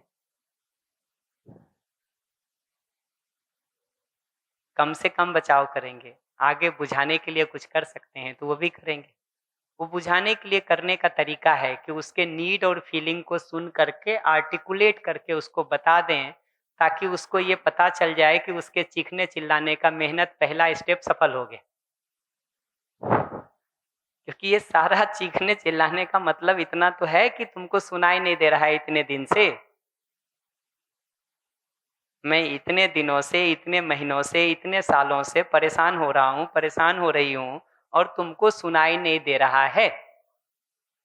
वो फर्स्ट स्टेप तो पूरा हो गया। आगे नीड को पूरा कर सकते हैं कि नहीं, उसको देखेंगे जब समय अवसर होगा और अनुकूलताएं होंगी तो। पर ये स्टेप समझ में आया, सुनना कैसे और बोलना कैसे। तो बोलने की जगह पर ऑब्जर्वेशन बताने की जरूरत है। घटना जैसी घटी है उसको उतना ही बताने की जरूरत है, ना कि उसको एग्जेगरेट करने की और उससे निष्कर्ष निकालने की। ठीक? तो तुम अगर शाम को दूध नहीं लाए तो इतना ही बताने की जरूरत है कि आज शाम को दूध नहीं आया। ये जो हम निष्कर्ष निकाल देते हैं ना कि तुम मेरा ध्यान नहीं रखते हो, ठीक, फिर अब उसके पास एक लंबी लिस्ट है बताने की कि कहाँ कहाँ वो आपका ध्यान रखता है। एक लंबी लिस्ट है, वो उस लिस्ट को लेके पढ़ना शुरू कर देगा। हम ऑब्जर्वेशन तक चीजों को बोलते हैं तो बात आगे नहीं बढ़ती है। हम उसमें मसाला मिक्स करते हैं और रिएक्शन, उस ऑब्जर्वेशन को एग्जेगरेट करते हैं, बढ़ा चढ़ा के बोलते हैं, या उसमें से निष्कर्ष निकाल के बोलते हैं, तो निष्कर्ष से वो सहमत नहीं होता। ऑब्जर्वेशन ऐसी चीज है जिससे सब सहमत होंगे। भाई शाम को दूध नहीं आया है तो नहीं आया है, कौन डिनाई कर सकता उसको। अगर वीक में 3 दिन आप क्लास में लेट आए हैं तो आए हैं, अगर मैं 3 दिन आपके साथ घूमने नहीं गया हूं तो नहीं गया हूं। लेकिन अगर आप इसके आधार पर ये कहेंगे कि श्याम तुमको घर से कोई मतलब नहीं रह गया है, तो अभी मैं बताना शुरू कर दूंगा कि कहाँ कहाँ मतलब है हमको। तो ऑब्जर्वेशन बोलने की जरूरत है, ना कि जजमेंट, ब्लेम, शिकायत। और ऑब्जर्वेशन भी उतना ही जो है, ना कि उसका एग्जीग्रेटेड फॉर्म। और अपना फीलिंग और अपना नीड बताने का हम काम कर रहे हैं इस पूरे प्रोसेस में, ना कि हम सामने वाले को कुछ कह रहे हैं। और लास्ट ऑप्शन है रिक्वेस्ट का, जिस पर मैं कुछ और बात नहीं करता हूँ, ठीक है, रोक लेता हूँ। ये आखिरी जो है ना, उसको मैं 1 मिनट में बता करके छोड़ देता हूँ। जिसको मैं बता तो पहले से रहा हूँ, उस पर थोड़ा और ध्यान दिला देता हूँ कि अभी जो हमारे देखने का नजरिया है ना, ये नागराज जी का वो फेमस कोट है, कहीं पढ़ेंगे तो दिखेगा, छिद्रान्वेषण के स्थान पर सत्यान्वेषण। सत्य की खोज सत्यान्वेषण कहलाती। छिद्र का मतलब है छेद, समस्या, प्रॉब्लम, ठीक है। तो उस जगह पर उस बात को कहते हैं कि किसी भी आदमी में 99-100 में चीजें ठीक हैं, वो हम नहीं देखते हैं। वो एक चीज जो कमी उसमें दिखाई देती है, हम उसी पर पूरा आंख और नजर गड़ाए रखते हैं, जिसके कारण आप हमको कबार बताते रहते हैं, मैं आपको कबार बताता रहता हूँ। ठीक है, सर्च करिएगा गूगल पे मिल जाएगा आपको वो। तो वो स्टेटमेंट यही कहता है एग्जैक्टली कि अगले व्यक्ति में समस्याओं को देखते रहने से, ठीक है, और उसका जो ठीक वाला भाग है उसको नहीं देखने से ही आदमी जात इतना दरिद्र हो गया है। दरिद्र होने का मतलब अभावग्रस्त है, समस्याओं में उलझा हुआ है, उस आशय में कह रहे हैं उसको, और कोई प्रोग्रेस नहीं हो रहा। तो इस पूरे फिलॉसफी के कोर में देखेंगे ना, तो बार बार ये कहते हैं आदमी 51% से अधिक सही है, जिसका मतलब इनर कोर तो उसका प्योर है ही। ठीक है, वो कहते कि उस 51% से अधिक आदमी क्यों नहीं आगे बढ़ पा रहा, उसका उत्तर खुद ही देते हैं एक दूसरे में छेद देखने से। तो ये जो एटीट्यूड हमारा देखने का हो गया है ना, आपकी 10 में से 9 चीजें अच्छी हैं, हम उसको रिकॉग्नाइज नहीं कर पाते, हम उसको वैल्यू नहीं देते, हम उसको एप्रिशिएट नहीं कर पाते, हम उसके आधार पर जीने के प्रोग्राम को नहीं बना पाते। जो एक कमी हमको दिखाई देती है, हम उतने भर में ही उलझे रहते। तो इतने पर मैं अपनी बात को रोक लेता हूँ। हाँ, प्रश्न को आराम से शाम की गोष्ठी में लेंगे, कई सारे लोगों के कई सारे प्रश्न हैं। जी भैया आपको क्या लगता है एक मिनट दीजिए, मुझे पता है ना बहुत सारे क्वेश्चंस और कमेंट्स हैं, मैं इसको आराम से डील करूंगा। ठीक है, आगे के सेशंस में शाम की गोष्ठी में 6 बजे 6:15 बजे के बाद, ठीक है, उस समय हम उसको डील करने का काम करेंगे। अभी हम इतना ही कहेंगे कि इस पर सोचा जाए। बहुत बार सोचने से भी वो सारे उत्तर मिल जाते हैं जो अगले से पूछ के नहीं मिलते हैं, तो थोड़ा उस कला का भी तो प्रयोग किया जाए। भैया आपकी सारी बात समझ में आ दीदी गई। एक मिनट, मुझे पता है, मैं इतना ही कहूंगा कि उसके बाद जो लेकिन है उस पर चर्चा करने का इस समय नहीं है। ऑलरेडी हम 4 मिनट एक्सटेंड कर चुके हैं, तो हम आराम से 6:15 बजे के बाद के सेशन में ना उस पर बात जितनी भी करनी होगी उसको कर लेंगे, पर अभी के लिए तो उसको हम पूरा करते हैं। इस पर सोचा जाए, और अगर सही लगता है तो कैसे इम्प्लीमेंट कर सकते हैं उस पर विचार किया जाए। इम्प्लीमेंट करने में क्या कठिनाई लगती है उसको 6:15 बजे पूछ लिया जाए, रिस्पॉन्ड कर देंगे। इतना देखा जाए कि इस विधि से जिएंगे तो अपना संतुलन बना रहेगा कि नहीं, नंबर 1। नंबर 2, हम जो कहना चाहते हैं वो अगले तक पहुंच जाएगा कि नहीं, उसके बाद सहमति बनेगी कि नहीं, वो आगे का मुद्दा है। पर ये 2 स्टेप हो जाएगा कि नहीं, कि मैं संतुलित रह के सुन सकूं अगले को और अपनी बात अगले तक ठीक से पहुंचा दूं बिना अगले को घायल किए। तो घायल विहीन विधि से बोलने और सुनने का काम इतने से हो सकता कि नहीं, वो देखा जाए। सहमति बनेगी असहमति बनेगी वो आगे की बात है, उसको आगे देख लेंगे।